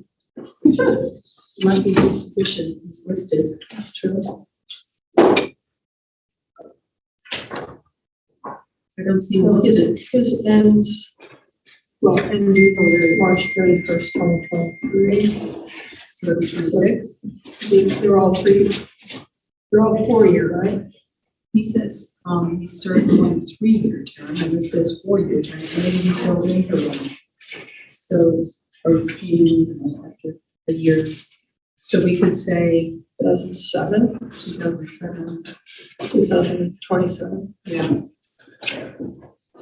It did. We hope he's willing to serve 4 years. Really, that's a long time. That's what happens if you don't come to the appointment meetings. Wow. Get a 10-year sentence. It's pretty pleasant sentence. That's right. Do we have a motion to appoint Cody Williams? I move to appoint Cody Williams to the Conservation Commission for a term expiring on March 31st, 2027. Do we have a second? Seconded by Priscilla. Roll call, Roger, how do you vote? Yes. Mary? Yes. Pam? Yes. Priscilla? Yes. Marcia, yes, unanimous. Thank you, Cody and abstention. And I think that's all we have. We have tabled the Forest Fire Warden. And next, item 13, review of select board decision to approve preferred site letter for proposed 500 kilowatt solar installation on Lewis property off Upper Loveland Road in Norwich. This item is on the agenda as it is an administrative proceeding and time is of the essence normally in administrative proceedings. And so the select board may want to review their action. Is there anyone here to speak to this? Yes. Please come to the table, and all we need is your name and that you live in Norwich. My name is Jay Johnson. I live in Norwich. I'll give you a little bit more. I've lived at Spur Lane. Actually, at one point it was 8 four-wheel drive, and then E911, they changed. I've been there for 29 years, and I'm a big fan of solar. We have solar hot water. We have solar electric on our house. I drive an electric car. My day job is I'm CEO of Simon Pearson. As part of that, I've been trying to move the company to be green energy. So we've actually done a 500 kilowatt field, similar size to the one that's being proposed here. So first and foremost, I commiserate with Norwich Solar with dealing with the PUC because I've gone through that process myself, and it is a long and hard and onerous process. And that process is impossible unless you're a preferred site in Vermont. And I don't know if everyone understands what a preferred site is, but a preferred site either has to be a brownfield or it has to be designated by the town in the town plan, or it can be received through the preferred site letter. And we're here to talk a little bit about that preferred site letter, just for the framework.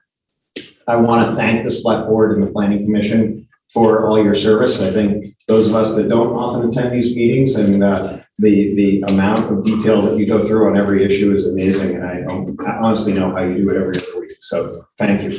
Thank you. I wish we weren't here tonight. I believe that this is really about just making sure that everyone is looking at complete and timely information. And if everyone had been looking at complete and timely information at the same time, almost 2 years ago, then maybe we'd be more on the same page. We have a town plan that was approved by voters of the town. The town plan expressly designates that the vast majority of the town is a preferred site, with very few exceptions. One of those is the ridgeline protection area, shoreline protection areas, and I believe, I don't know the right word, but the town center. And all parties, I think, there's no disagreement that this is officially in a ridgeline protection area.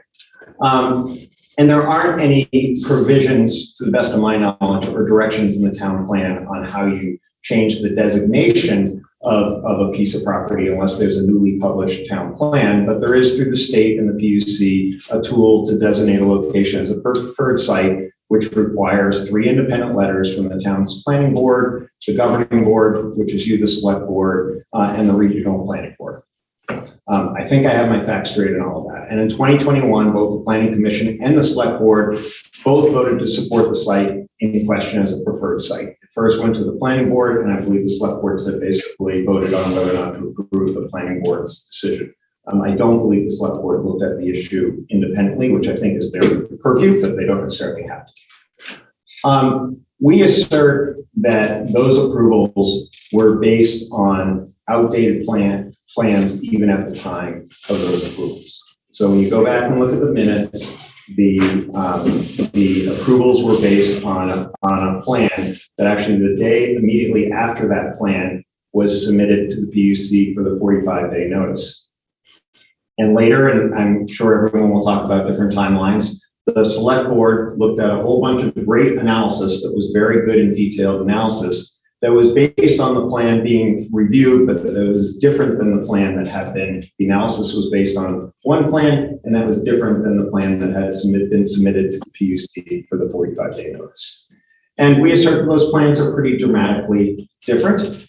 And our request is really simple. It's, since the decision of both boards was based on, from our perspective, outdated plans, analysis, and direction, we'd like you all to rescind the preferred site letter and require that the boards look at the plans and analysis as submitted, or in that 2 years ago would have been to be submitted to the PUC.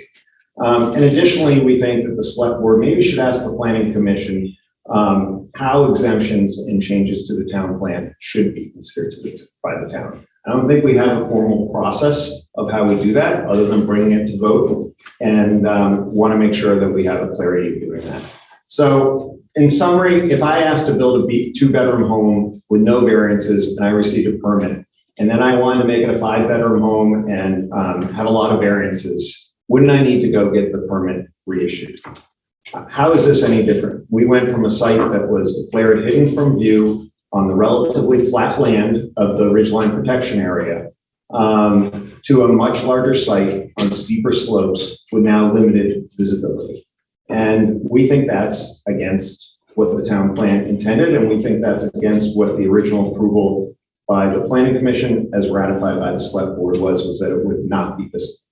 And I'm sure you're going to hear a lot of other news on that, but ultimately, personally, I believe in solar. I just want to make sure we're all singing from the same sheet of music, and I'm not sure if everyone is. Thank you. And I'll just comment that there's a statutory procedure for changes to the town plan.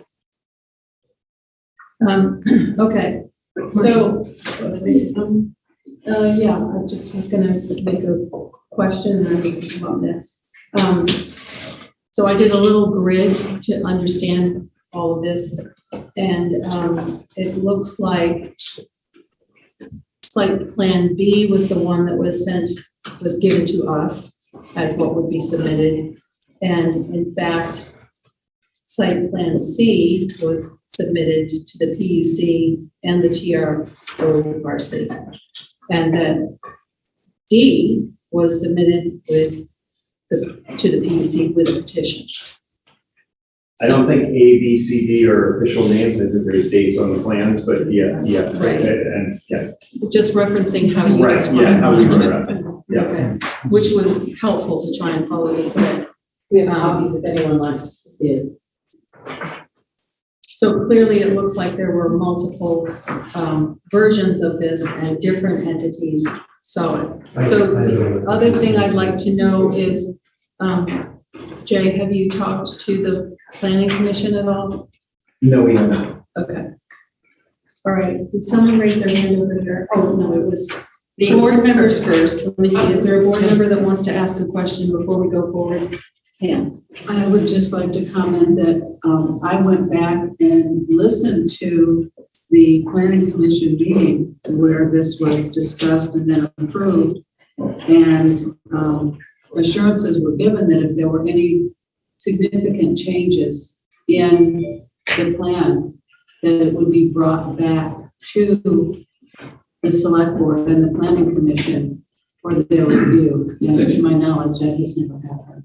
And yet it sounds like there were significant changes to be brought back. Thank you. We had. So if can I, so yeah. Marsha, I guess my question is what is the, said motions possible, items for action, what is that item for action that's imagined, right? There's been, rather iterative, but customary and appropriate process, right, for this project. As in August 21, right, we know that the preferred site letters were issued. I think Jackie Allen as chair signed that, and I signed it as chair at the time. But then all of these matters came before us at a pretty awful meeting on February 23rd, right? And you had made the motion to pause for reconsideration, and it didn't get a second. So I suppose procedurally, under certainly under Robert's rules, procedurally, I don't, there's no basis to sort of have any reconsideration or action on this. So I guess I ask you, what is it that you are looking for this board to do? What I'm looking for the board to do is to find the facts. And if we were given incorrect information, then I think to some extent that nullifies, our act. And we have to think about how we correct that.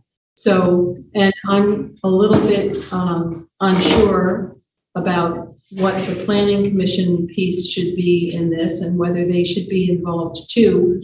But I think the board, to the extent that there's been an allegation that there were multiple plans and what we were shown was not what was submitted, I think that's a serious allegation, which I'll get to you, and which I think we need to just have aired and then figure out what we want to do. And that's what I'm doing. Okay, so if I may, just as a follow-up, thank you for that.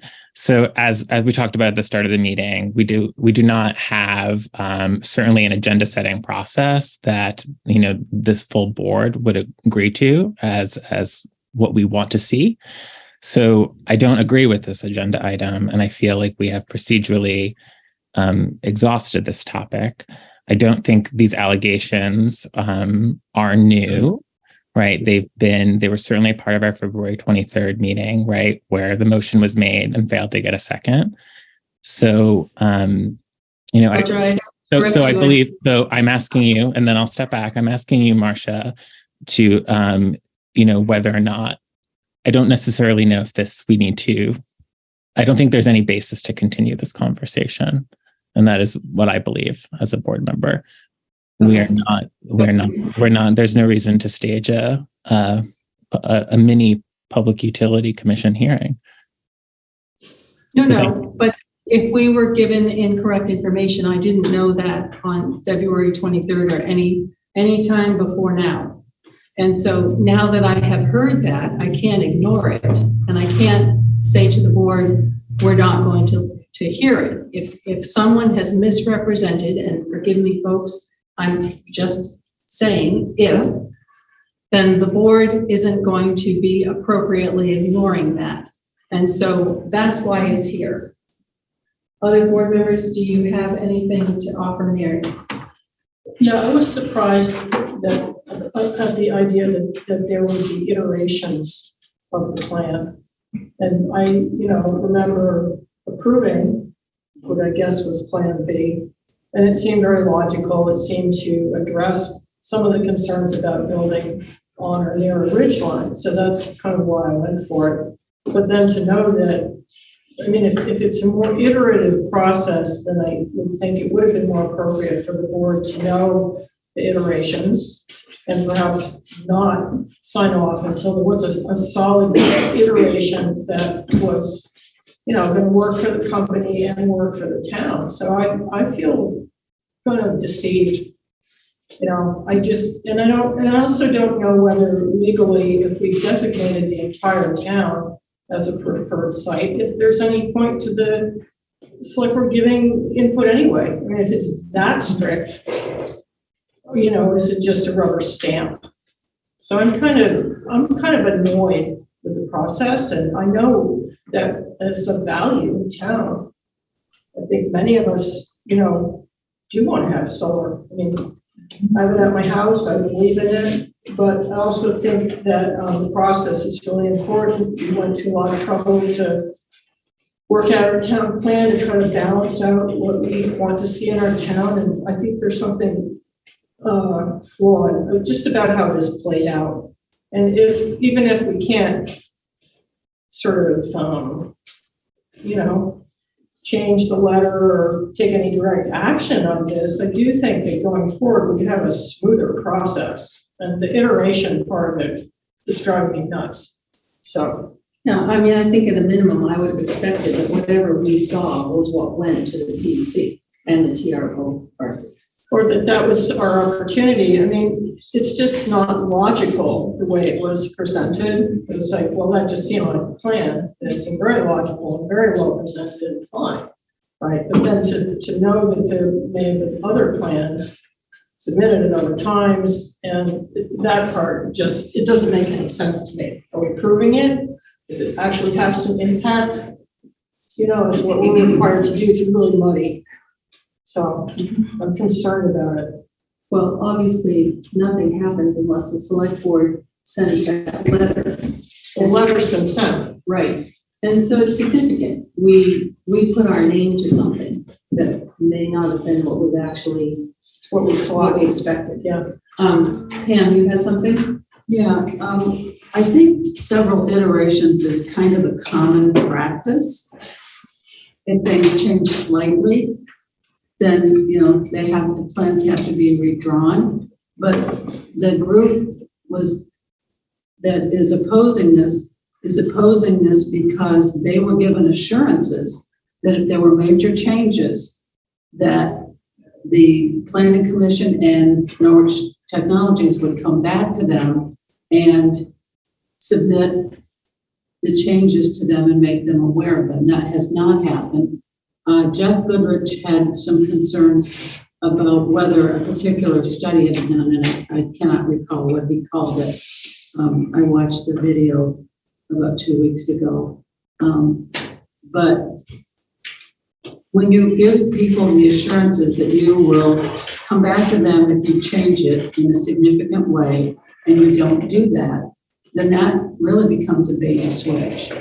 I think the assurance was given to the planning commission for the way I read it, and also by Roy Francis. And yet that never happened, apparently not. So, you had, well, I think you spoke, did you yet? But this fellow has been asking to speak first, I think. So would you like to come up? Thank you. Thank you for your time. My name is Joel Sittenheim. I'm a resident of town, but I'm also president and co-founder of Norwich Technologies. And as the name suggests, and as people may know, it's a company that has deep ties to the community.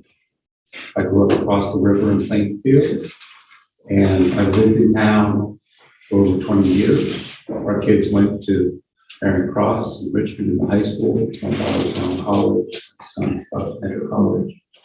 And myself and my co-founder, Troy, who also has strong ties to the community, has lived here for many years. His parents were involved at Norwich University.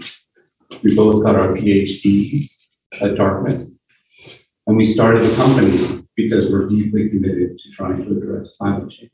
And we started the company with grants from the Department of Energy. And we've been committed to trying to advance, and those grants have been focused on novel, concentrated solar power technology, cutting-edge technology. So we've been trying to address things at the national and global level. But we've also, as a company, been committed to trying to bring good, clean energy solutions to our local community. And so in parallel with our ongoing R&D research, we developed a fantastic team that has led us to be now one of the leading providers of clean energy solutions, solar in the state. We have a team of over 35 people. We're fortunate to have Martha Stackis in charge of our development. We're also fortunate to have Kim Hayden, who's one of the leading energy attorneys in the state, support our efforts. And part of the reason we have been so successful is that we build very high quality systems, but we also conduct ourselves with integrity and professionalism. And so there's been a discussion tonight of the preferred study method. And it's important to note that that is the first piece in an iterative process. The analogous to an architecture to quality of a plan, that's not the plan, that's not the house that gets built ultimately. And it's that iterative process, and that's how things get refined, that's how we take input. So for example, there were some of the shifts that were occurred with this array is because there was a wetlands determination that was done and a vernal pool was discovered. And so to make sure that the array is properly sited, we shifted it. And then so it's this iterative process. And so the town is provided with the initial plan. But then when we file the full application, so I also want to say that the town is well familiar with this iterative process. In addition to many residential systems that we've done in town, we've done five projects that involve the preferred site approach. And all of them have included this iterative process in which the plans evolve. They necessarily, it has to evolve. We have to take input as we learn about historic preservation and an archaeological determination, when a wetlands determination. It's necessarily an iterative process which involves. And so I think it's crucial to recognize that the appropriate process was conducted in this. And there's a large body of fact, which if you wanted to review all of it, that would be, that would be ideal. But I point to, I think, at least two examples that underscore the fact that an appropriate process was conducted. First, in February of 22, after the full application was filed and provided to the town, there was a select board meeting, which is somewhat unusual, that revisited the preferred siting letter. So the plans that were reviewed in February at that select board hearing were the final plans that were submitted. They're the final plans that are there. So the plans that were reviewed at that February meeting by the select board were those final plans. Excuse me, you sound like you're saying that we saw it twice. I only remember seeing this once in front of the board. Was it twice? So I'm saying that there was the preferred siting letter, which initiated the process, and there was an initial plan there. That plan then necessarily evolved because as we do these solar arrays, we have to go out and then get expert testimony. So for example, we did a wetlands determination that found the vernal pool, so we had to shift. So then in the plan that was submitted in the final application, that was, the application was submitted in August and deemed approved or complete in December. And as part of that filing, that plan was provided to the town, to the select board. And then at the February meeting in 22, which that plan was then available and part of that discussion. Is in the packet. Yeah, can I also add something quickly? Let him finish, then you can take the chair here. So at that February meeting, this full complete, which had now, yes, iterated, was available to the select board and was reviewed, and the determination was made at that point that nothing was improper and that no action was taken. So the select board has already reviewed this updated plan. I would also point to the fact that this is an inherently iterative process, is that the highly trained professional individuals at the Public Utilities Commission, who is the body charged with reviewing these applications, the hearing officer was asked to review these exact set of facts and make a determination of this precise question. And his determination was that the appropriate iterative process was conducted.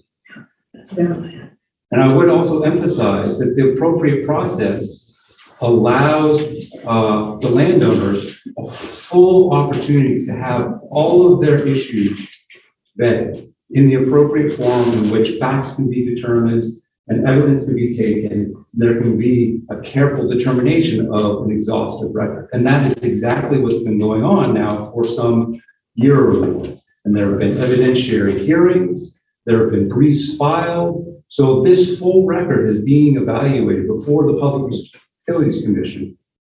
Our own Margaret Cheney is one of the three commissioners on that commission. As I said, the evidentiary evidentiary process has been concluded, briefs have been filed, but I would note that already the Agency of Natural Resources and the department, who have apprised of these same set of facts, have ruled that nothing inappropriate happened and that a certificate of public good should be issued in this case. So what I'd like to emphasize is that this is an inherently iterative process and that we conduct ourselves with the highest degree of integrity. And we follow the appropriate process in this case, as we've done in the other preferred site letters that we have done with the town. So can I ask you a question? Because this looks very much shell game-ish, you know, and iterative shell game. It's a moving target. So trying to understand this, I'm just wondering if in the process of your iteration, the situation changes significantly such that representations that you make, that things won't be visible, they won't be on a ridge line, whatever it is, the representation. If in fact that is different from what you represented to the planning commission, the select board, to whomever, is it not part of the process that you would have to come back and say, well, actually now this is a bigger project and it is visible from these places and things are different? Is there any obligation on your part to have to do that? Well, that's exactly what we do. So that's what we file the application. We provide the town with a full record. And so the town at that point, if it had any complaints or any wanted to weigh in and become a party to the process, there's a robust process set up to deal with exactly these types of determinations. And so the town, when they receive the full application, the full pack, we do that. We're forced to provide you with all of the documentation. And if you chose at that point to become a party to the proceedings, that would be well within your right, but the town chose not to. It did have this unusual event where issues were raised at a subsequent select board hearing so that these issues were brought up again. And this was with the application that was as filed and the plan that was, that had already iterated to take into account wetlands and other determinations. So yes, the process is a good process and we're required to provide you with that information so that you can make an informed decision. And the town chose not to, after having received the application, take any action. And once again, at the select board hearing, when it was raised and discussed, chose not to take any action. So you're saying that on February 22nd, when the board 23rd, when the board reviewed this, we were reviewing the information that was the very latest that went to the PUC. Absolutely. And had the planning commission reviewed the same? Yes, Joel, yes, they received the packet too. Okay, and so there were notes that were cited that Rod Francis had said if things change, he would come back to the planning commission and let them know so that they could address the concerns that they had. And did that happen? Yes. Did you, Troy, have anything? I can address that, Okay, but he we finishes. can finish it. Okay. Do you have anything else, or does anyone have any other questions for Joel? No other questions, thank you. Thank you. And Troy, you were next. Hi, Troy McBride, also longtime resident of Norwich, grew up in Vermont, in Norwich University, and moved here about 14 years ago, raised my family here. As Joel mentioned, co-founder of Norwich Technologies. We have currently 35 employees. We're recently became a certified B Corporation, which means that, in our bylaws, in our mission is the purpose to benefit our community, our team, our world. And so our integrity, our reputation is of the utmost importance to us. The specific question here is related to what I said specifically to Mr. Goodrich, when I said that after the environmental analysis, I would provide feedback. So on August 23rd, 2022, I can share this email with you. I wrote to Rod Francis, hi Rod, we have the environmental review on Norwich Upper Loveland and are attaching here for your and the planning commission's reference. As we discussed, there is one area that is wet and determined to be a likely vernal pool. You will observe a 100-foot buffer from that area There was also a small stream in the north portion of that parcel. You will observe a 50-foot buffer from that area. The two features don't change our proposed solar project much. There is a small amount of squishing. One feature is to the north and one to the south. We'll provide more information in the full filing. We don't see any impact on visual analysis, but are still confirming the visual analysis as part of the full application.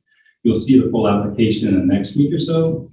And then I've attached an image showing the environmental analysis.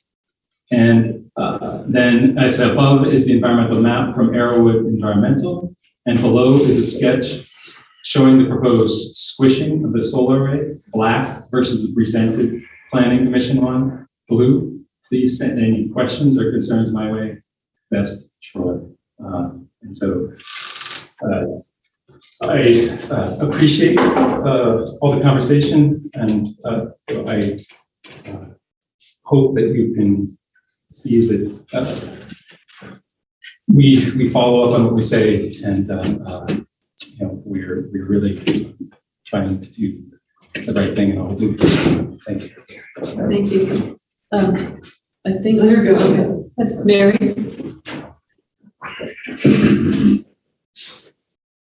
Just name and Norwich resident. Gary Gorman, Norwich resident. I absolutely agree that these processes are iterative. But I think what we need to believe is that the starting point is the actual starting point. I believe that I didn't get the date. What was the date of your comment just then? Was it July? No, it's August 23rd. August 23rd. On June 24th, there is a site plan for this proposal that was stamped and is in the record. And yet, on 3 weeks later, when the planning board met, they saw a very different plan. A plan that was the first plan actually did move it to reflect different things about the wetlands. It was further down the slope. And then 3 weeks later, Norwich Solar Technologies presented the plan that you all saw with a thin little band of solar arrays next to the transmission line. And in that meeting with the planning board, it was said that the impact area would be about 6 acres. It was said that the project was about 500 feet from the nearest house. And it said if the plan was changed, it would discuss. And that was the plan they were showing you, not the plan that they had in their briefcase. The next day, the very next day, a different plan was presented to the Planning and Utility Commission. Now, that's not what I call iterative. You got one plan in your pocket, you show another plan, then you pull the first plan forward and show it forward. In the plan that went to the Planning and Utility Commission, it was stated that the plan had shifted. At that point, it was at 405 feet from the closest house. It was moving down onto the steep slopes. And in fact, it wasn't 6 acres that was going to be clear cut, which is in the transcript for the Planning Commission. It was 9.6 acres. So we had a plan one day, and then it iterated within 24 hours to a different plan, and we've never seen the viewshed analysis. This group has never seen the viewshed analysis of that process. A few weeks later, when the select board came to meet, again, Plan B is put forward as the plan for you all to talk about. And I'm sorry, do I have Deb? Sorry, Oh, okay. Byron. You have to turn off your sound there. Hello. So, and in the meetings, what was said by Troy is one of the big advantages of this project. Nobody on the line. Byron, one of the big advantages of this project is it's not seen from any public way. So this particular project is a good example of one that is not going to be seen from any public way or homes. Not true. So what's in front of the site right now, the state right now, a very different site. The first site that you all approved, 500 feet to the nearest house, that is shrunk to 325 feet. Joy Kenseth right above her house. The clear cut of 8.2 acres of forested land. Now, I'm as much an environmentalist as probably anyone in this room wants to say, and I will say right now that cutting forests is probably the worst thing we can do for sustainability and for climate change. We went from this, and this array will be absolutely visible. It is on the steep slopes from Upper Loveland Road, from I-91, from Hanover, from Holmes, and from the town forest. So in improving this group, in order for these guys to even talk to the PUC, you have to approve the plan. You have to approve the preferred site letter. They can't go to the PUC without that. And they came to you with incorrect information. And I'm sorry to say that our former town manager gave you incorrect information on how to assess it. And you all received binders full of information every week. So you're not going to be reading every page that comes back, every iteration that Joel talks about. You're going to rely on your town manager to do that for you. And that didn't happen. You were given incorrect information. And right now the town's in a bind because you've approved a project that is what we would say is the Upper Loveland Solar Project is a quintessential example of what the town and regional plans are specifically protecting against. An industrial solar site on the top of a highly visible ridgeline with more than an 8-acre clear cut on the eastern slope of a very steep slope. And I want to address the conversations on February 23rd. I don't think it's fair to say that anybody in this board reviewed anything. We submitted material from the packet. We asked to have a discussion. We asked to be put on the agenda. We were not permitted to do so. It was shut down and we left. But we raised it then. And at that point, we said, we've got to go fight this at the PUC. And fighting it in the town planning board notes, it's like, well, you can just go to the PUC and do things. I'm here to tell you it's a ton of work. You've got the best environmental lawyer here. We're citizens. We have jobs. We're trying to get things done. We're not lawyers. And we have had to fight this. This is our town. This is our ridgeline. We have a town plan that protects our ridgeline. And now we have a project that was not, you were not given the clear information. It was deceptive and you were not advised correctly. And now it's even deceptive now saying it was reviewed on February 23rd. It was not. And so I'm not an abutter to this property, but I care deeply about Norwich lands and I care deeply about this community. And it feels like we've been hoodwinked. And I would just say that it's time to correct the mistake. You can rescind it. You can say we've got more information and go forward. And we ask you to do that. Thank you. Can you Any questions? Yes. Do you know what does the TRORC review this? They received the proper plan. They received site plan C. So after you were planned in mid-August, after you reviewed site plan B, they were planned site plan C. And that's our nomenclature. We have copies of it. It was part of the package. Thank you. Any other questions? Yeah, I'd like to go before you go again. You were first and then you can, there's someone over there too. Someone over there. So, I don't know your name, but when your summary was fabulous. Jay. Jay, hi Jay. I want to make a clarification that Jay said that I think is really important to this whole process. The town did not have a townwide vote for the town plan. The preferred site was hoodwinked. We were hoodwinked through a select board decision, and it was a kerfuffle. It was a nightmare. And for anybody who doesn't remember how horrible it was, at the time you were late getting it to the TRORC, the whole thing was a freaking disaster. It was agenda driven and people didn't appreciate it. There were plenty of people who said, and suddenly the select board said, we're going to make the whole town a preferred siting as stated in a town plan. The town didn't know it.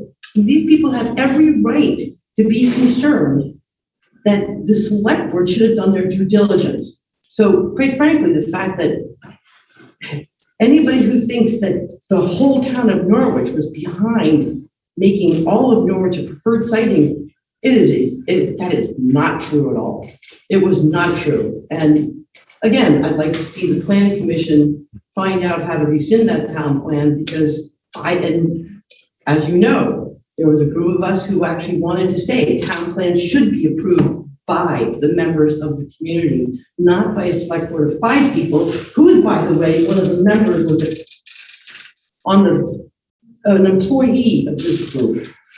So I would say that you guys had, since the town plan usurped all of our ability to actually to get involved in the process of solar siting, our ability to do that was usurped. And so we relied on you guys to get proper information from people who haven't already sued other towns and have a reputation for that. So I'd like to see that the select board actually does their due diligence and said, you know what, and Mary, thank you for saying that you feel hoodwinked, because I feel hoodwinked. I feel hoodwinked that these guys are trying to sell their integrity when I know in fact they have sued other towns and try to pull this smooth talking garbage. I don't appreciate the fact that this entire town was put out as a preferred siting, and now people like this are going to get suckered into you guys had a responsibility, whoever was on the board at the time had the responsibility to make sure that they were given honest information, and they weren't. And this is what happens when a town plan gets jammed up our butt. Okay, thank you. Thank you very much. All right.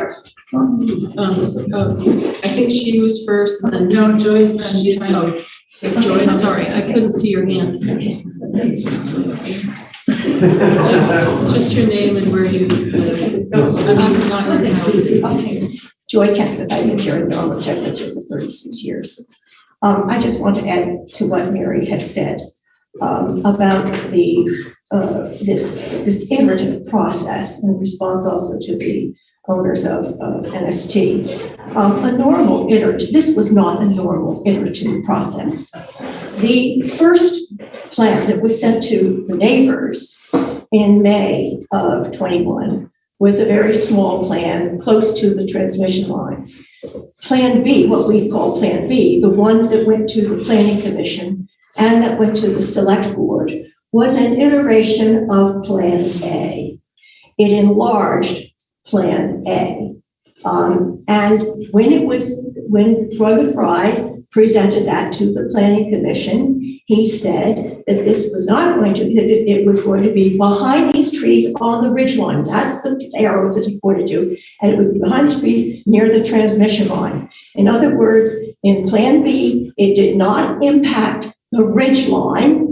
It did not require cutting down trees along the ridgeline or cutting down trees on the slope adjacent to that on the east side. Plan C, which had been prepared June 24th, 19 days before the Planning Commission meeting, was not presented there, but that's the one that is now on the ridgeline and over the steep slope. So it's cutting down trees on that area. Now the town plan 2.2C and says that land use says that you must guide development away from ridge lines.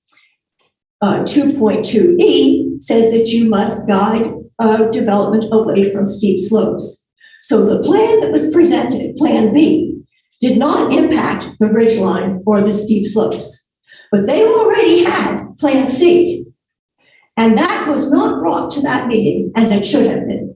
And then they could have pointed out that it does impact the ridge line and the steep slopes, but the Planning Commission did not see that. Then when it came to the Select Board, it was Plan B again, not Plan C. And no one mentioned that in the back of that packet was Plan C. And no one from NST brought that forward and said, here it is, we've actually made changes. And it's actually dated from June 24th, and it impacts the ridge line and the steep slope.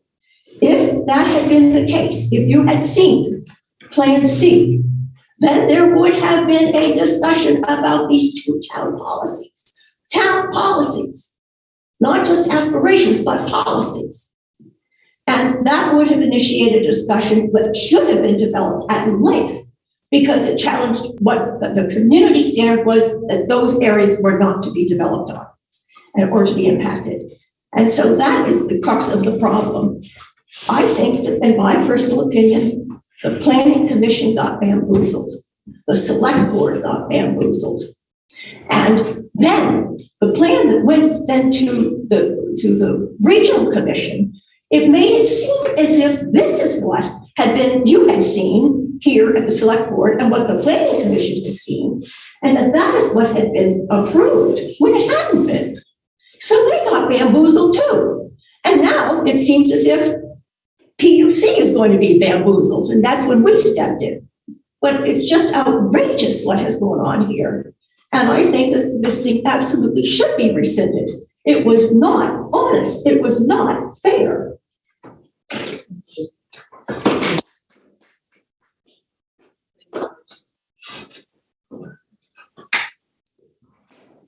Hi, I'm Maybe the town that you live in. Yeah, I live in Burlington, Vermont. I'm an attorney in Burlington, Vermont with Paul Frank Collins. I represent Norwich Solar Technologies in connection with the PUC matter. Importantly, the PUC saw a packet very similar to the one that you received. I think it was May 18th of 2022, the landowner packet that we're discussing tonight. No, that was May 18th. It was the landowner packet, I believe, that you're reviewing that is in your agenda item. Is that correct? I think it's 2023. No, 23, right. Thank you. And in any event, that was presented as evidence. That very similar packet was presented as evidence before the Public Utility Commission recently, and we had a full hearing on that, and similar claims were made back in 2021, and the hearing officer rejected these claims that there was any kind of misleading or intentional misleading by change that the plans had iterated, and including the plans the preferred siting plans. It was Exhibit 22 to Ms. Kenz's testimony that she provided to the Public Utility Commission, and a piece of evidence that was litigated about a month ago for an entire day in front of the Public Utility Commission hearing officer. So they reviewed this and it's based on evidence, based on sworn testimony, not based on claims that are honest, that are not supported by the record, which is what you're hearing tonight. You're hearing that the ridgeline will be visible. Well, that's not the assessment of the aesthetic experts that testified in front of the Public Utility Commissions. The testimony that was put into the evidence is that the canopy from the trees remaining on the ridgeline, which are 60 to 90 feet tall, which is from Ms. Kenz's own report, will in fact still retain canopy over the ridgeline. So I don't want to get into all of the facts here, but what I want you to understand is that this was a very full process that the PUC engaged in. They had independent experts from the Department of Public Service and the Agency of Natural Resources also participated in the case, and both have recommended that the project proceed. There was never an intent to deceive the town, and I think that the testimony which is, these are public comments again, this is not testimony. So people are coming up here and making very, frankly, disparaging, slanderous claims about a company and its actions, claims that were made and squarely rejected by the Public Utility Commission last summer. And they found that this process was appropriate. And it's unfortunate that there have been events that have been occurring in the town where now I'm hearing that people are questioning your own town plan and its presumption. The town plan is very clear that the entire town is presumed to be preferred for solar, notwithstanding if it's on the RPO. And that is the plain language that the town chose to adopt in its duly adopted town plan. That can't be, that has to be amended if you're going to change that standard. So in fact, it may not be necessary even to have this preferred siting letter, but I think that Norwich, as a good partner working with the town, as it has done on at least 5 prior projects, came forward, and when it had the best information, it did make that available. So I want to just, at this point, I'm here as a lawyer to tell you what has occurred at the Public Utility Commission, that there's been a full process. I think that the attempt to try to shift from that process to have it derailed here would be highly inappropriate and would raise serious due process questions and expose the town to potential liability. Can you just address for me this issue of the so-called Plan B having been submitted on July 13th, I think, to the Norwich Planning Commission. And then the next day, 14th of July, Plan C was submitted to the PUC. Why would there be a difference in that? The Plan C is what you're referring to, I think, as the 45-day letter that went out. I don't have the document. There's an actual plan that they submitted. Yeah, it's the 45-day letter. It's the 45-day letter. So the 45-day letter, I don't know what, I mean, I'm not challenging that the plan that went to the Planning Commission may have been dated the date that you say, but the plan that went out with the 45-day letter did go to the Planning Commission and to the Select Board as well. And so I think that's a fact question I don't think there was an intent to mislead, and that's what the innuendo is here. But the Planning Commission, the Select Board, and the TRORC, all as well as the adjacent landowners, received the full copy of the 45-day plan, and they also received the full petition filing, which was done on August 31, 2021, which was just a week or so after the preferred siting designation was made. So there were, and then again, Troy did bring it to the town's attention that the project had shifted due to the vernal pool.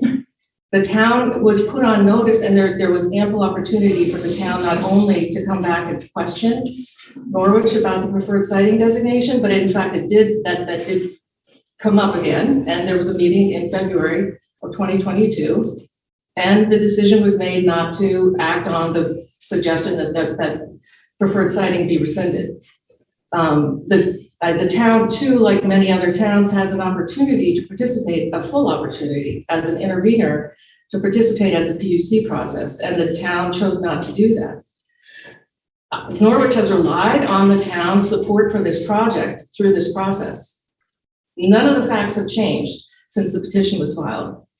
None of the facts have changed on August 31, 2022. None of the facts have changed regarding this project since the time that the Select Board decided not to rescind the preferred siting in 2022, February 2022. None of the facts have changed. I understand that some of the Select Board members have changed, but none of those facts have changed, and therefore I don't see a factual basis for even entertaining this discussion tonight, which, by the way, you're receiving a lot of public comment, but it's not evidence, and it's, to my, you can only take it for what it's worth. Right, and we didn't receive evidence in the first instance either. We received the same sort of guidance and comment. And we acted on. Just a moment, Roger. That's not true. It is not evidence, just as she's saying right now. It's the same sort of process. So with all due respect, the package that you get with the petition filing is provided under oath with an affidavit. It is evidence, it was admitted into the record. So the site plan, the testimony describing the site plan is in fact evidence that was in fact admitted into the record, and it's filed under affidavit. And the town had that packet, the Planning Commission had that packet by August 31. And that town had that packet when it met, and the Select Board met on February of 2022. So I think with all due respect, what you're hearing is a very one-sided view of this, that with debatable statements about fact, including visibility. And I think it would be ill-advised for the Select Board to act based on that. Norwich was not asked to present any facts tonight. We did file, there was a letter that Norwich submitted to the Select Board today, but it didn't make it into the package because Norwich was just informed the other day.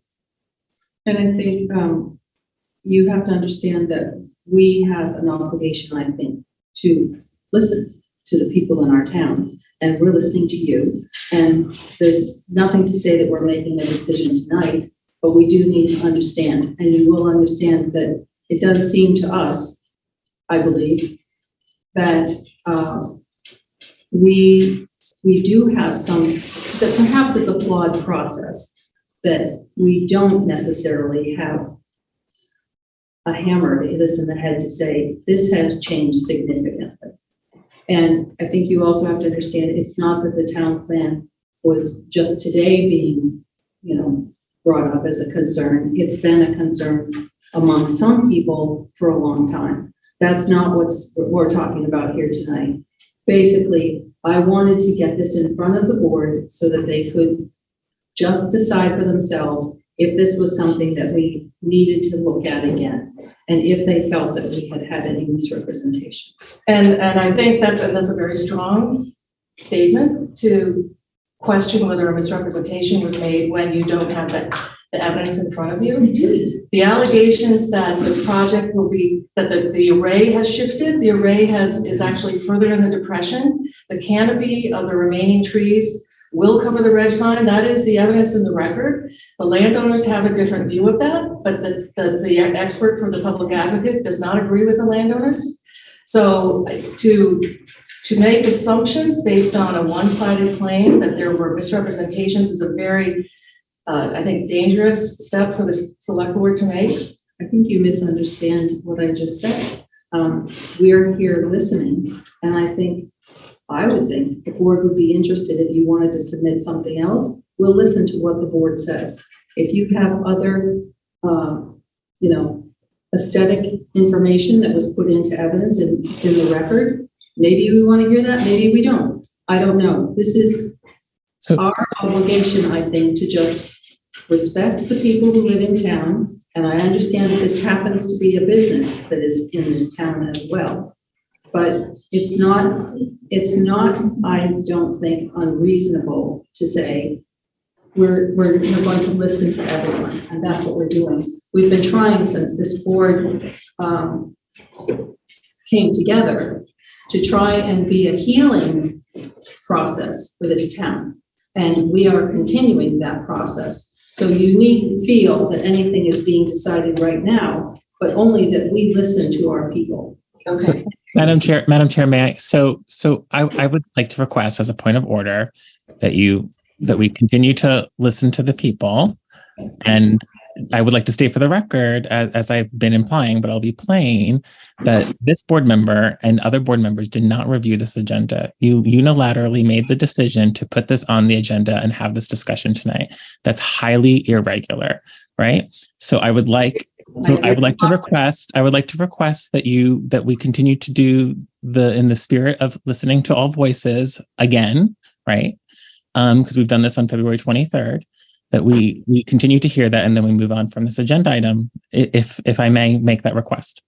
You may make that request, and I did talk it over with the vice chair. So that's not the majority of the board. It's not. Yeah. Then if I could, just one final point, there was an allegation that Norwich has sued other towns. That's not accurate either. And I think I know who the solar installer is that these individuals are referring to, but it was not Norwich Solar. Norwich Solar has not sued another town for solar siting. Thank you. Okay. Pam. If this is going to be something that will continue, and Norwich Solar Technologies would like to submit additional information to this board, I think I'd like to see a response to the allegation in the packet that we received from the residents that a plan was put together on June 24 of 2021 that was submitted to with the 45-day letter that was different from what was seen by this board and the planning commission. If they could explain how one plan was presented to the town of Norwich and another plan was presented in the 45-day letter, I'd be interested in reading how that came to be. I think they explained that as part of iterations. And I think we have to be careful that we're not triers of fact here. What we are is a body that issued a letter that went into evidence in the administrative proceeding. And to the extent that a body of people in this town have had concerns about that, and we learned about that, I think we would be remiss if we didn't talk about that. Now, at this stage, if you want to put this on as another agenda item, think about it. I don't know how you want to handle this, but we brought it to the board's attention, and I just leave it to you what you want to do. Mayor, Pam. Well, it's a totally different board than what was seated back when this decision was made. And since we're seeing allegations that things that were presented to the select board and the planning commission are different from what was submitted to the state, I think this is something that we need to continue to look at and try to figure out, does this board support what actually happened, not what we were told would happen. And I guess my question is, does this happen in every town? Is this normal? And has any member of this select board, past or present, been to this site, physically walked up to that site to view what is being proposed and understanding the wetlands and the slope and the clearing and all of those things? The answer to that question is yes. Half of the select board member has. Well, you did, Aaron did, I don't know, that's not really our job. I'm going to take comments from the people on Zoom, and the first person I think who's been waiting is Brooke Dingeldine.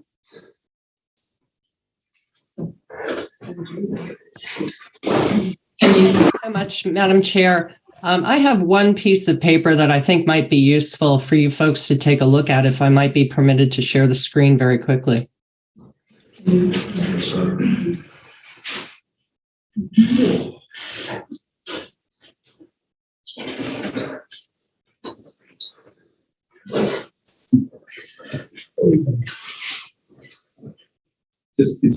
Madam Chair, is that something I might be able to do?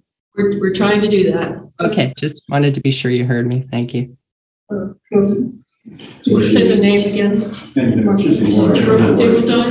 Town. Oh, the town. So Marcia is Brooke from Norwich. Oh, Brooke, can you just state where you're from?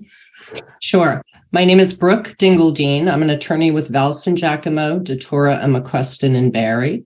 I am a resident of Randolph, Vermont, and I have represented in limited capacities for a few things before the Public Utility Commission, the neighbors who are interveners in the Public Utility Commission proceeding. I can name them off if you'd like. It's the Goulet. No, that's fine. Okay, great. I wanted to share this depiction with you because this sort of boils down all the facts for you, because you've heard an awful lot of information about how nothing has changed since the petition's been filed. Well, that may be so, because if you look at the screen that I'm sharing, the red outline is what was filed with the petition in August. Yes, we're not seeing it. Can you not see it? It's on that screen. It's on the screen. Yeah. I'm sorry, I couldn't understand. I'm sorry. Let me fix this. Sharing on our large screen, and so we're moving it to the large screen. Come on, buddy. Uh-oh.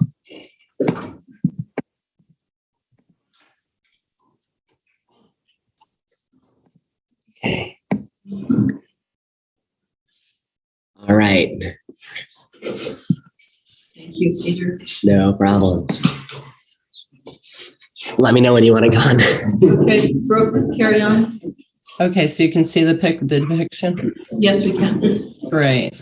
So Site Plan C, which is what was prepared June 24th, and that is on the actual site plan. That is outlined on this depiction in purple, where it's already falling down below the ridge line. However, 19 days later, only Site Plan B, with a view shed analysis that said the array is completely invisible. Now, I just heard Kim Hayden tell you something that is, in my absolute understanding, completely false. The Planning Commission packet that they were presented with for that July 13th meeting did not have Site Plan C in it. It simply did not. The only thing that was presented to the public, to the Planning Commission at the town, was the outline, as you can see, which is the turquoise. So that was based on the very first thing that they sent way back in May to the neighbors, skinny little thing, then it grew a little bit. So they went to the Planning Commission and said, look at this skinny little turquoise figure. Nobody's going to be able to see it from anywhere. Now, in their briefcase that very night, for 19 days, they had Site Plan C. It was already prepared by the engineers. It was already in their briefcase because less than 24 hours later, this is a 7:30 meeting or something at night on the 13th when the Planning Commission says okay to it. And during the day before 4:30, the very next day, Site Plan C, the purple, is submitted with the information to the Public Utility Commission about how you can't see a thing. The view shed analysis was always based on this turquoise depiction. And yet what was switched was where the array was going to be located. Now you've heard a lot about, gee, well, once we finally looked at the site, we found a vernal pool. Well, there were other things that they didn't find too. And it's a little bit shocking to actually go to a planning commission with a site plan depiction, whatever you want to call it, whether it's a real survey or just a site plan, and you ask them to approve this and tell you that it's a preferred site because it's going to be invisible. That's what happened at the Planning Commission. Now, by the time that it got to the Select Board, they pretty much just approved what the Planning Commission did. The same information was given. But in this process at the town was told two different things by the town manager, or I don't know if he was the town manager at all points. He was the zoning guy before that. And also the chair of the Select Board at that time were focused on the notion that you were not allowed to look at anything in your town plan. The only thing you're allowed to know is it visible? And that is what you were confined to. There were questions about natural resources. You were told, oh, don't worry about that. A&R worries about that. There were worries about wildlife. Don't worry about that. A&R worries about that, or fish and wildlife. Everything that was brought up and that the members of both boards who were in the minority, unfortunately, wanted to ask about and be educated about, they were shut down. They were told, don't worry about that. And then at the very end, they're told, don't worry. If this changed significantly and there was any problem or issue, and we have to change things, we'll let you know. However, they already knew there was a vernal pool. They had already changed the site plan to get out of the area up here at towards the top of my pictured depiction. And they stood there not telling you that information. Oh, gee, by the way, we already have made significant change because we found a vernal pool.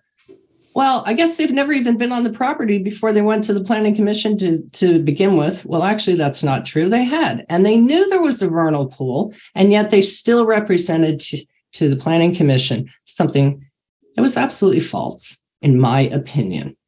Now, you've heard tonight some suggestion that this is highly inappropriate to revisit this information. Well, anytime that you're given incorrect information, it is the absolute responsibility of the town to ensure that the process is legal, it follows due process.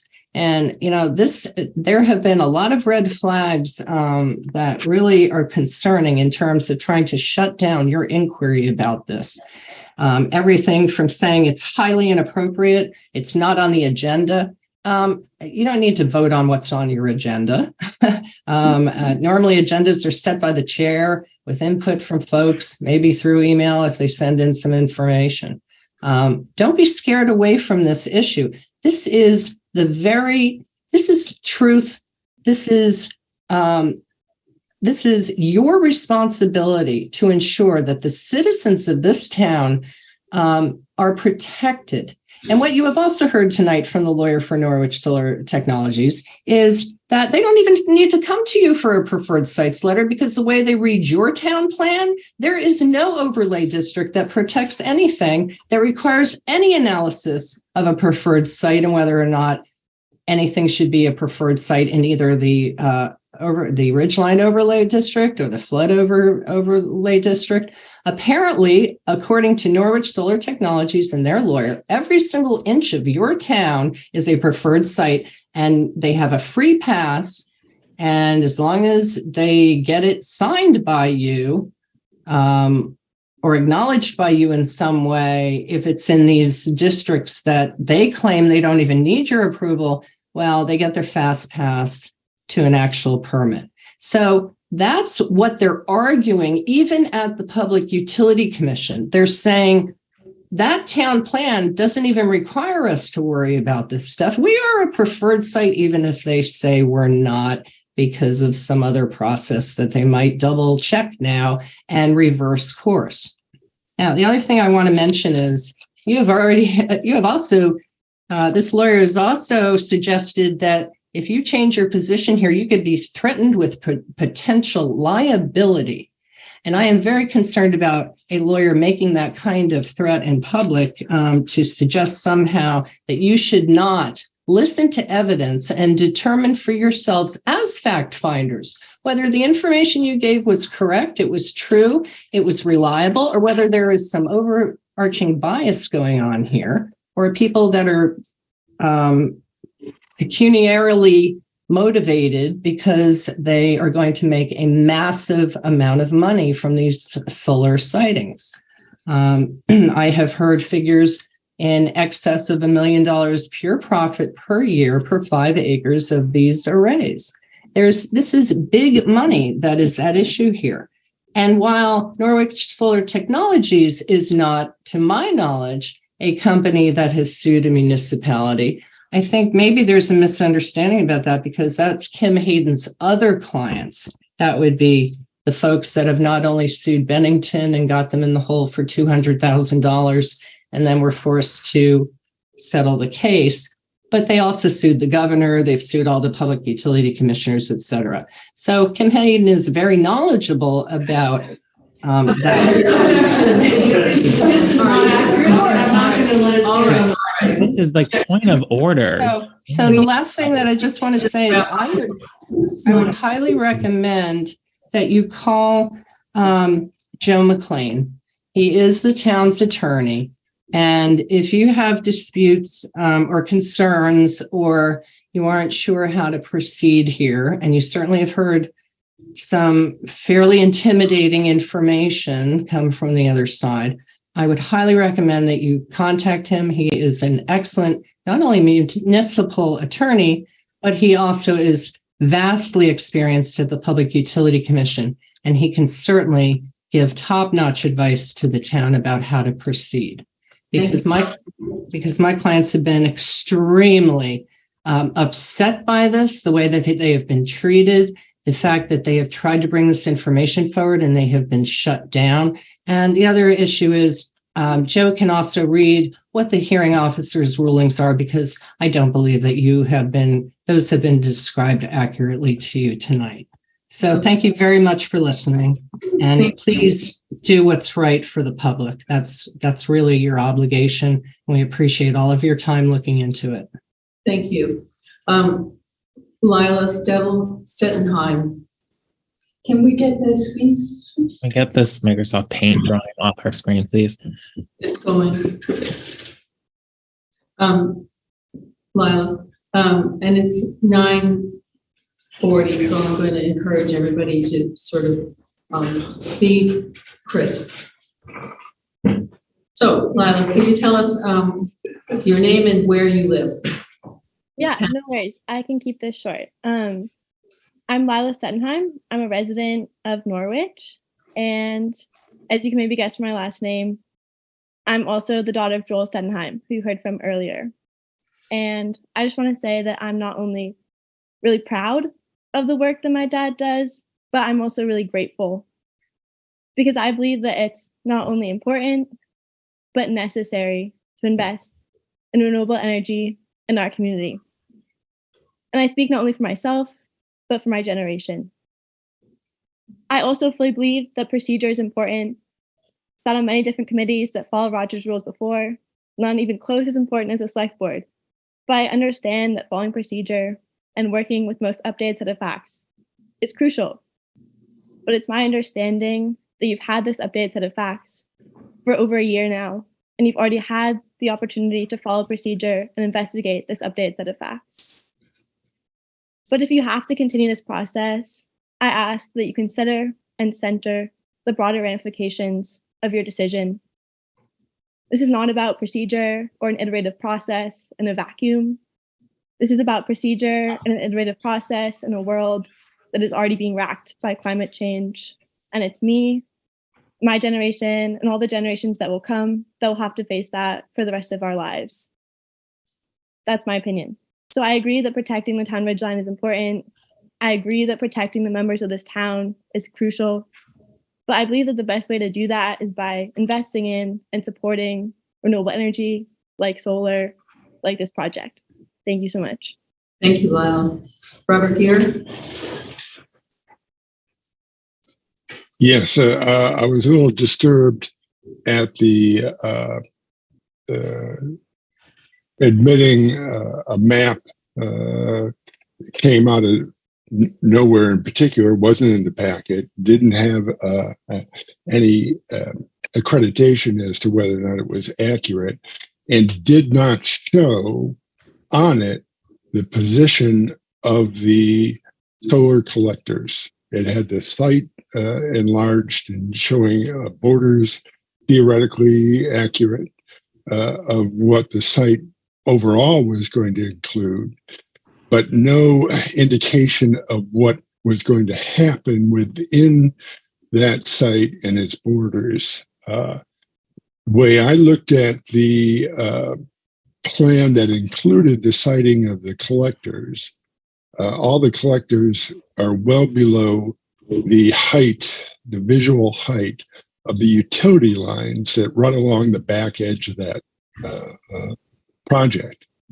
And I did an exhaustive study driving up and down Route 91, up and down Route 5, and up and down Upper Loveland Road.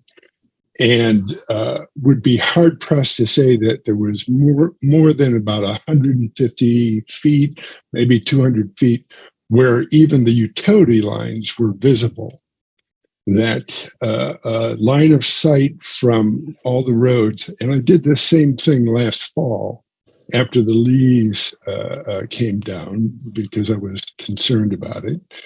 And if line of, visibility is an issue that somebody is resting their case on, I would be very hard pressed for them to show me a spot where those collectors would be visible from a public roadway, or even from a house, which is even further close to the ridge line and is more, as pointed out, 325 feet, I think, to the closest dwelling.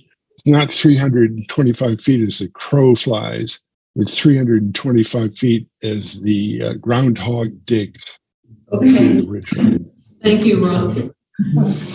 We appreciate that, Steve.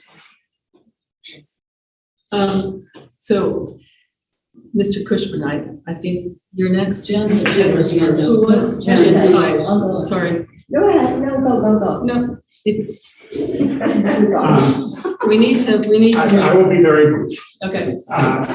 I have no interest in this project, financial, no family interest. I don't live up there. I've never been up there. My role here is to urge the select board, as I always do, to be aggressive about climate action, which is the overwhelming priority of the citizens of this town, and it's only becoming more urgent. I do not detect that sense of urgency here, and I have to be blunt. You started to hear this group's testimony, and you were nodding your head at one point. You said, we brought this to the board's attention. It gives the impression, although I know you're trying not to get that impression, that you have already made up your mind on this issue. And despite your having started the meeting by asking us to be quiet, not to have side conversations, etc., I have been sitting here trying to listen to these sides and subjected to it, despite my constant requests to be quiet, submitted to laughter, mumbles, that's not true, whispers behind my head, which I don't hear from this side when people from here are talking. Thank you for pointing that out. Please. I'm sorry, please. I'm having hearing issues, so if anybody just raise your hand and say, I'm having a problem. I have to say, while one side is giving testimony, you're paying rapt attention. While the other side is giving testimony, you're working your handheld. I don't know if you're reading your emails, I don't know what you're doing, but it gives the impression to a member of the audience that you're only interested in one side. And so I would ask all of you to act as though you're interested in the people of town who want climate action now, and to ask yourself, what are the implications of your decisions for the climate? The select board has been dragging its feet on climate issues for the past 7 years. Not always these individuals, but there's been a dragging of feet for the past 7 years, and it's time to stop. Thank you. All right. This lady, I think, was first.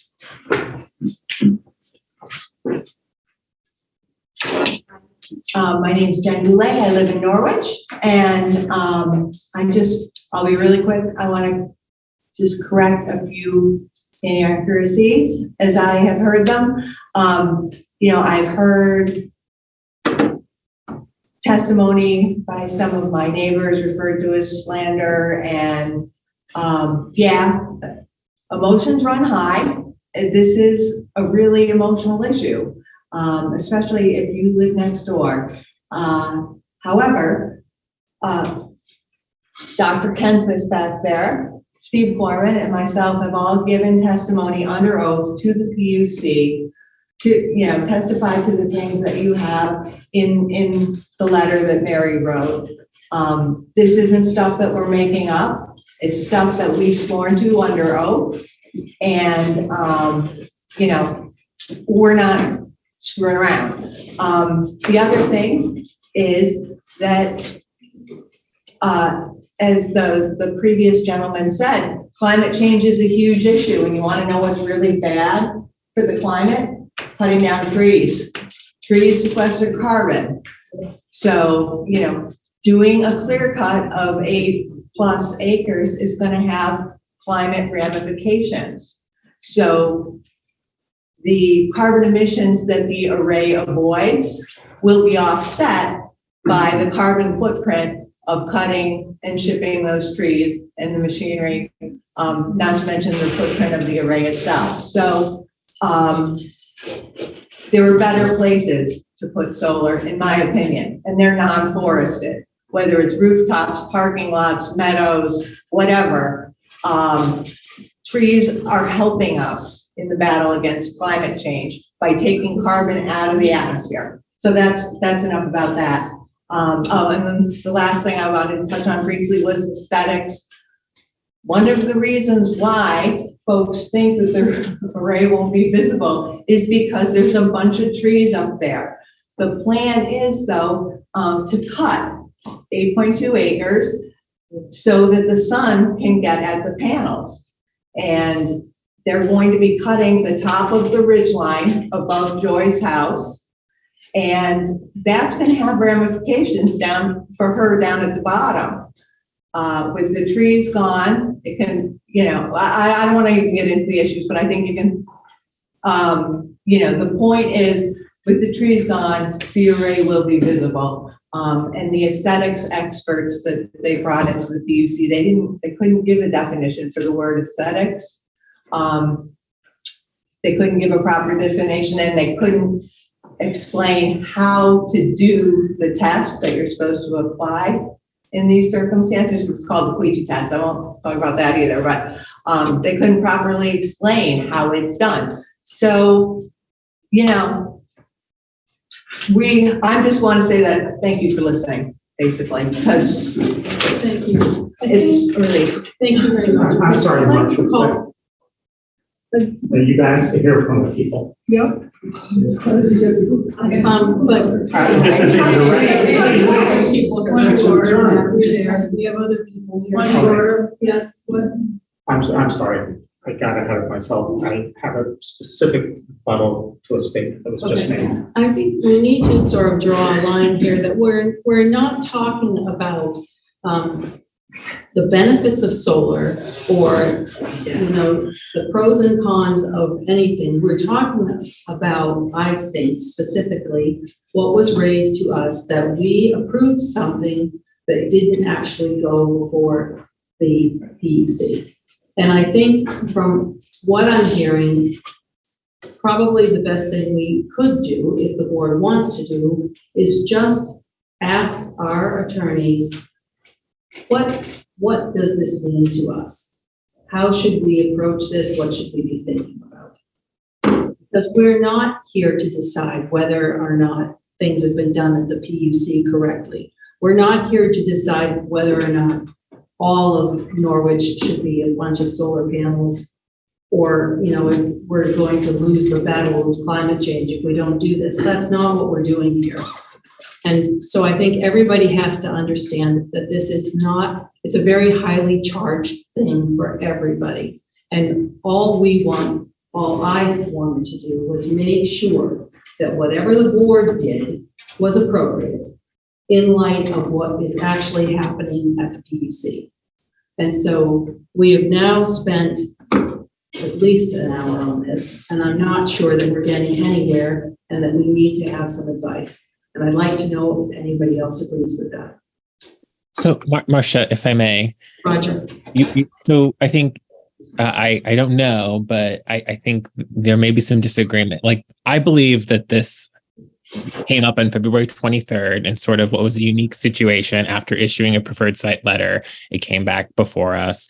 There was a motion made to I forget the exact motion you had made it, but it failed to get a second.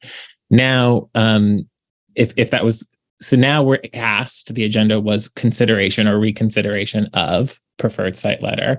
So I want to know as a board member, what is the certainty to, you know, in the interest of a business who has worked in good faith to, you know, follow a process, right? You know, what are we going to continue to sort of revisit something?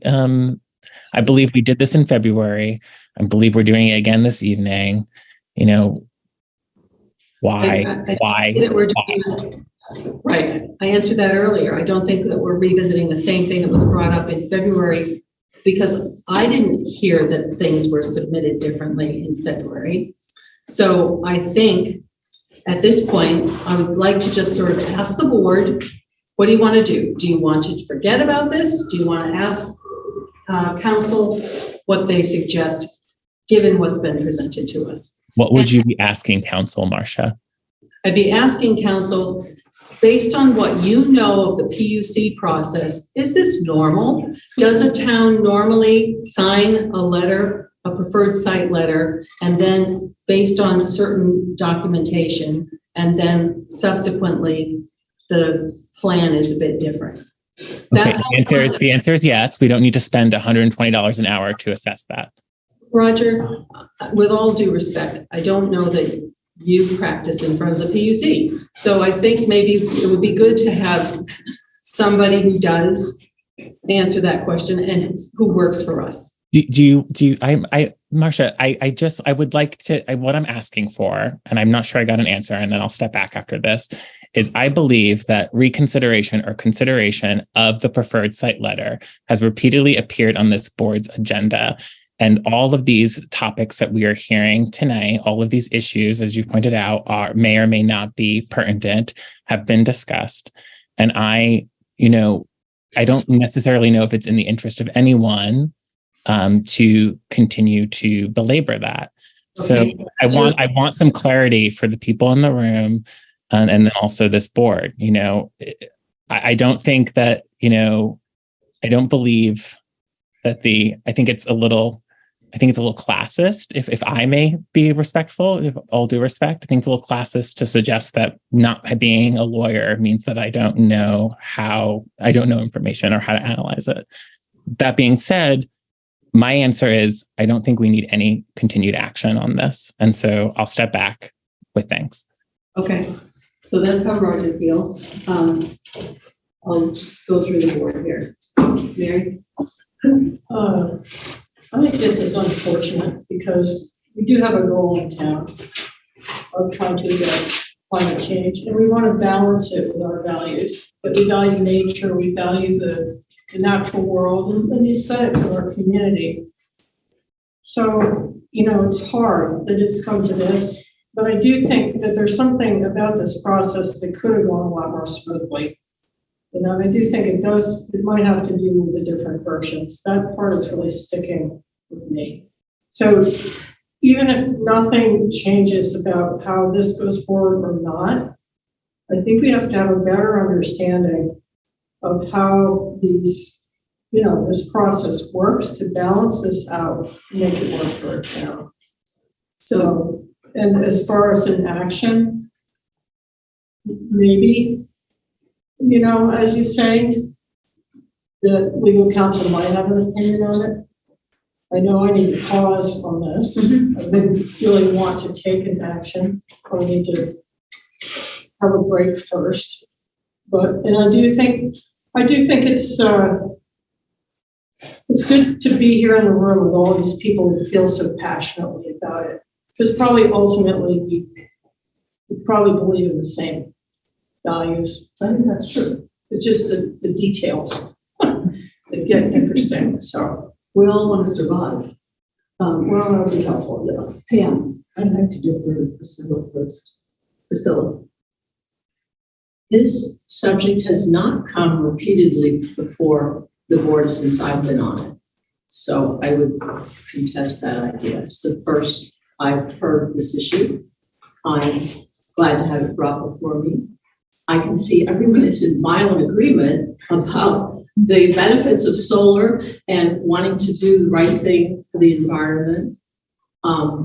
The process, as detailed here, is very unsettling to me, and it doesn't feel as though it was straight.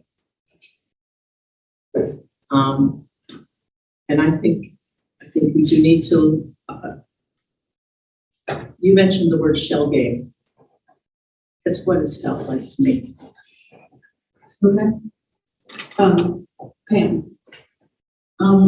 Well, the first thing I'd like to say is that when I was on my phone, I was looking at the February 23rd, 2022 packet to see what was presented to the select board at that time. So yes, I was on my phone, but I was looking back for information about what was being said at the time. I think these are serious allegations that have been brought to our attention.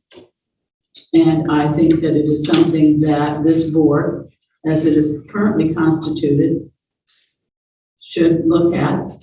And if I hate to see more legal bills, but if that's the only way that we can learn what our options are and learn what our next steps might be legally and morally, I would support going back and looking at this and perhaps getting legal counsel involved. Okay, so we will table this for now. We're not necessarily doing anything. Gosh, people, it's 10 o'clock. I will listen, but please, can you please make it as concise as possible? And Stuart was first. Stuart Richards, live in the town of Norwich for the last 40 years, lived in Vermont for the last 55 years. My kids have gone to the schools here. One went to Dartmouth, one went to Middlebury. So I have a real stake in this state. And I feel very strongly when I listen to neighbors talking about their objections to this particular program. To me, I know what this is not about. This is not about whether we're environmentally friendly, whether we like solar, whether we want to respect the environment. That's not what this is about. What it's about is money. It's very simple, okay? And I speak that as the largest ski area developer during a period of time. I know about money. I know about what developers want to do, regardless of whether their intentions are good or whether they're not. So it's important, with or without legal advice. I don't know that you need legal advice to do a look back on what's been done previously and correct an error, if in fact there was an error. There's nothing to prevent you from doing that, from having an agenda item, as emotional as it might be. So I would urge you to do a look back, to review the facts, get the facts, do a site visit. Let the planning commission do a site visit. Let me speak as one person, not for the planning commission, but I think that the town plan with respect to this particular issue is flawed. And I think the planning commission, and I will urge the planning commission to review this, to take it up, to see how it could be improved. So again, I'll just close, and I don't want to keep any longer. I'll just close with the fact that you don't need a legal opinion to look at what's happened before. You don't need that. Thank you.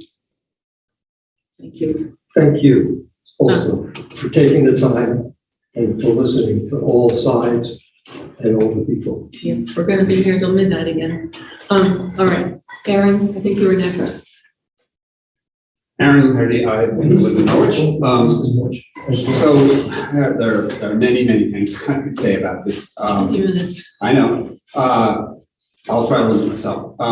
First of all, I'm a butter. I have a property on Upper Loveland Road. I grew up on Upper Loveland Road. I know those hills in that area very intimately. And this is a perfect site. You could not ask for a better site, except for possibly a landfill. It's a bowl. It's between an electric cut and a highway. It's there's nowhere you can see it from. All of this packet, all of this supposed evidence that you can present with tonight, all focuses on the process.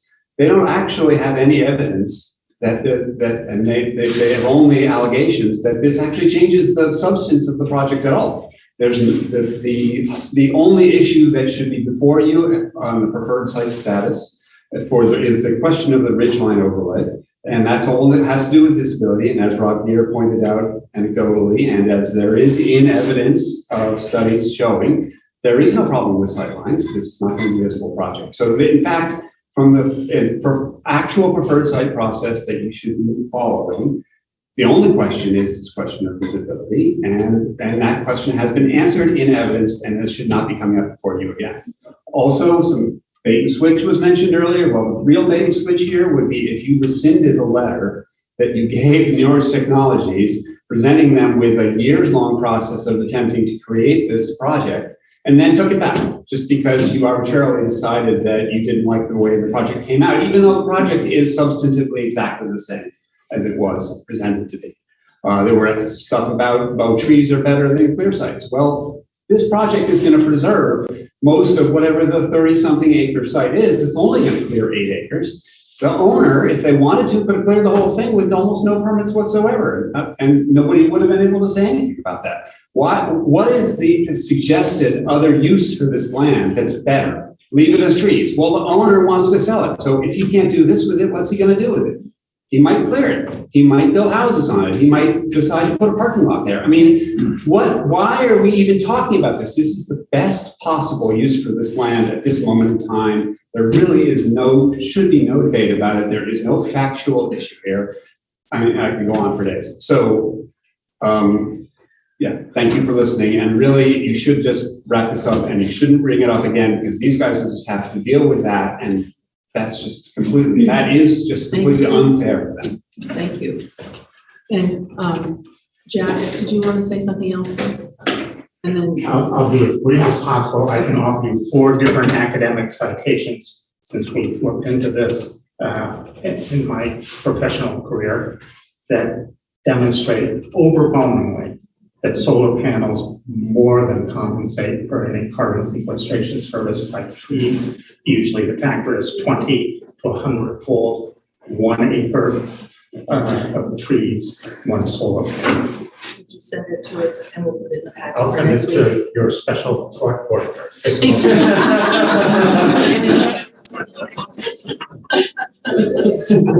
Charlotte?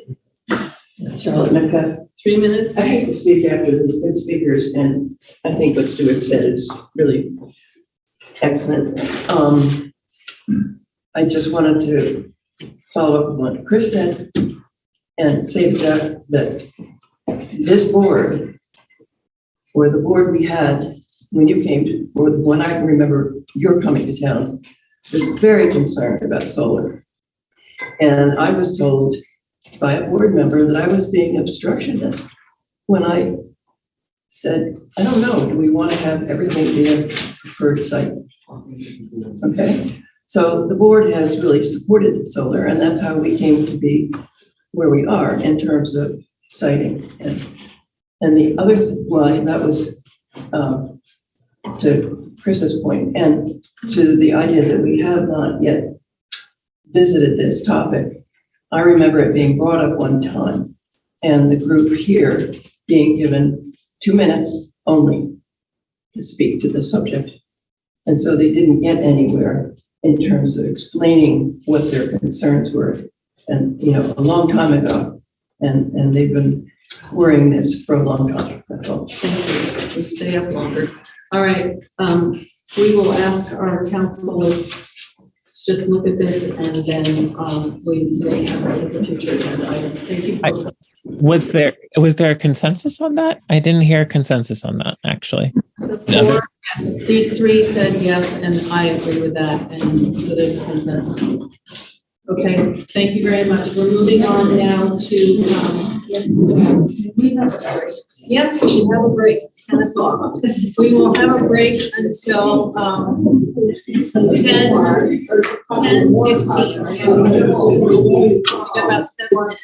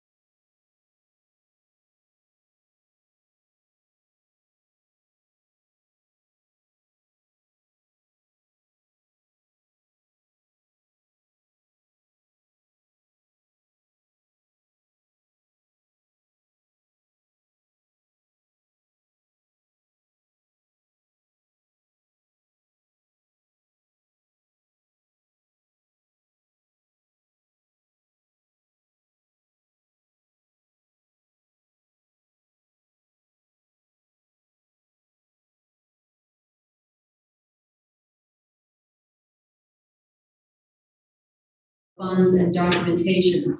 This is further to our discussion last week. We have two options before us for handling the ARPA funds. Cheryl Lindberg, our treasurer, has done the work to identify potential short-term investment, and further to information from Sarah Raitt of TRORC in her presentation, we could choose to use and report the ARPA money as used for salary expense as is allowed.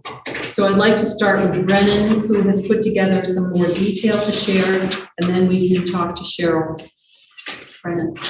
Okay, so what is appearing in the packet, we reposted the letter that had come from Financial Director Joyce Hasbrook about her conversations with guidance from BLCT, and we also had Ashley Wohler run the numbers of our payroll expense for the DPW department, the police department, and the fire department. That total is about $1.4 million currently. We have $1.1 million in the ARPA funds that the town has received. So I guess what we are looking for currently is the authorization by the select board to transfer those funds, as we had discussed it at the last meeting, and as is again appearing in the packet with the guidance that came from Two Rivers Representative Sarah Wright. I think Pam's specific question was, or concern was, just wanting to see where the numbers of payroll replacement would come from. So hopefully that simple spreadsheet that was created will illustrate that. I guess that is the answer to the transfer question, and then I think Cheryl has the idea of reinvesting some of the surplus funds at some point into a higher yielding bank account, which I think makes a lot of sense. I think, as Cheryl and I talked about earlier today, the timing of this would probably be linear, where we want to complete this transfer and all of the kind of documentation that goes with that into the payroll, take the surplus, and then that would be the fund that we would potentially be reinvesting. We couldn't do that, the reinvestment first, I don't think. Do that for me one more time with slowly. So I think there's a process here, which is that if we're going to go forward with this transferring of the funds, we're going to replace the payroll expense with the current ARPA funding. We're going to then move that surplus funding out into another account that takes care of that transfer, and we've now encumbered that ARPA money. That existing account that we set up? I don't know if that would be where we would move that in. Okay. We probably would not move that inside. It's probably an existing account there. Okay.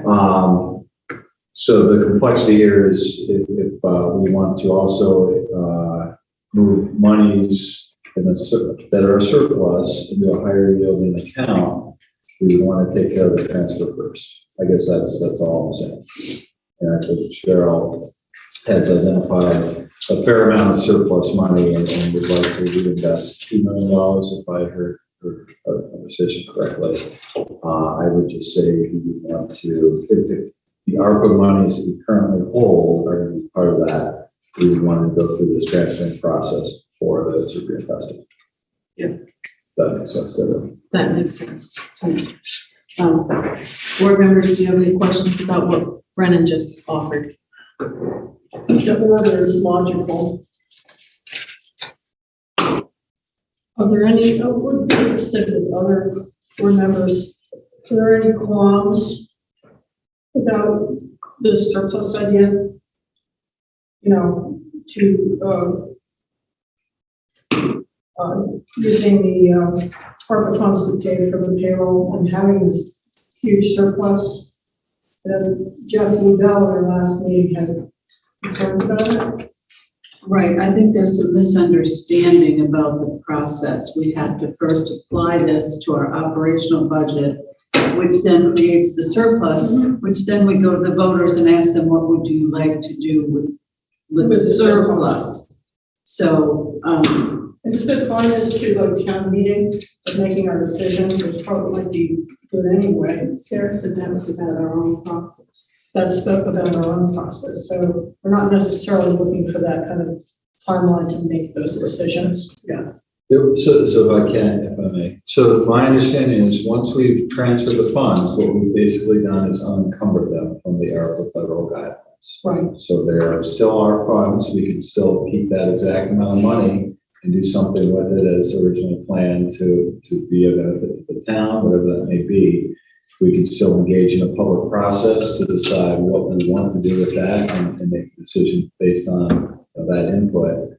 But this is really just a timing thing of unencumbering those funds now, today, or the next 2 weeks probably, and then having the additional flexibility of what we spend that money on and the timing of next week's back. Right.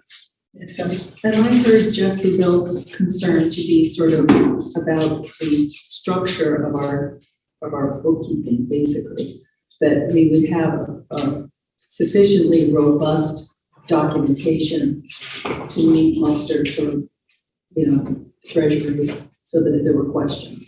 And I think this report of the payroll expense is sort of the first step for that. Is it enough of a step? I mean, that's enough documentation. I mean, it comes right out of our system. Yeah. Yeah, I think the transfer, when Joyce is back in early June, I think I'll let her have another conversation with the LCT. They have a specialist up there that will guide us directly into, these are all the documentation steps that the town needs to make, just to make sure we're following every letter of the rule there. That sounds right. That's in June. She's coming back at the end of this week, but yeah, I think her focus is going to be closing up the books immediately, and then in June I think she'll have a little bit of work to work on this.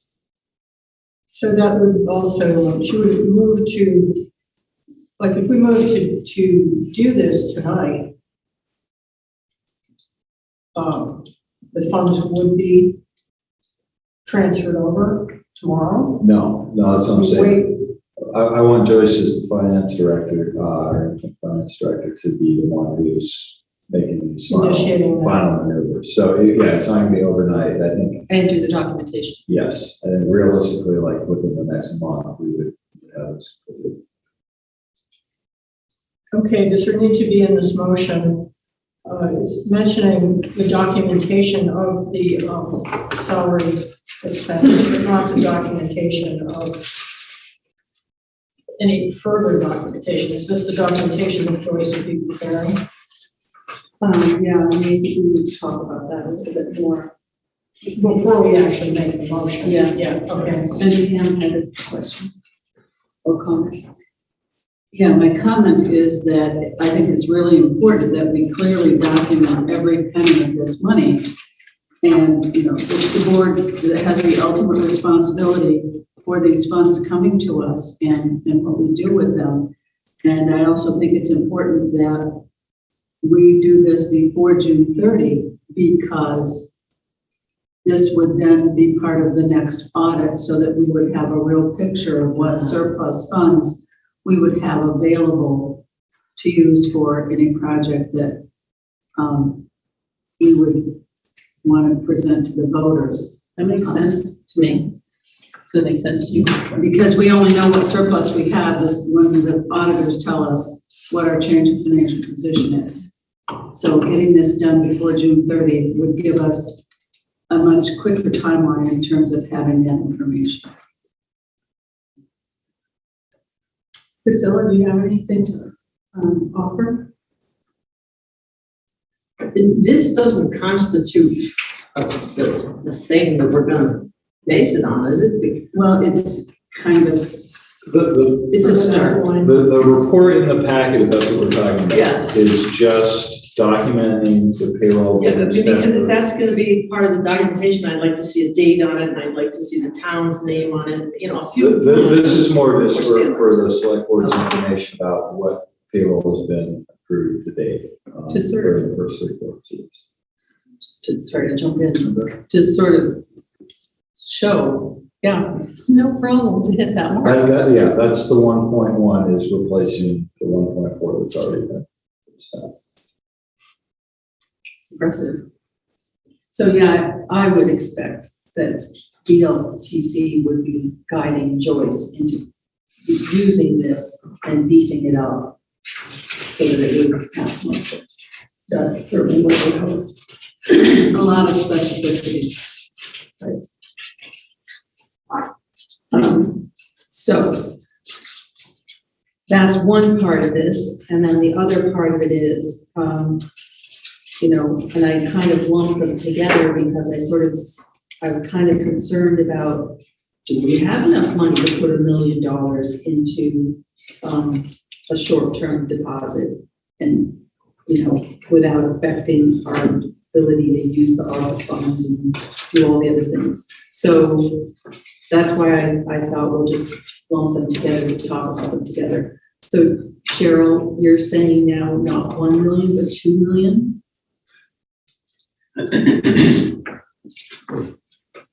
Cheryl Lindbergh, I'm treasurer.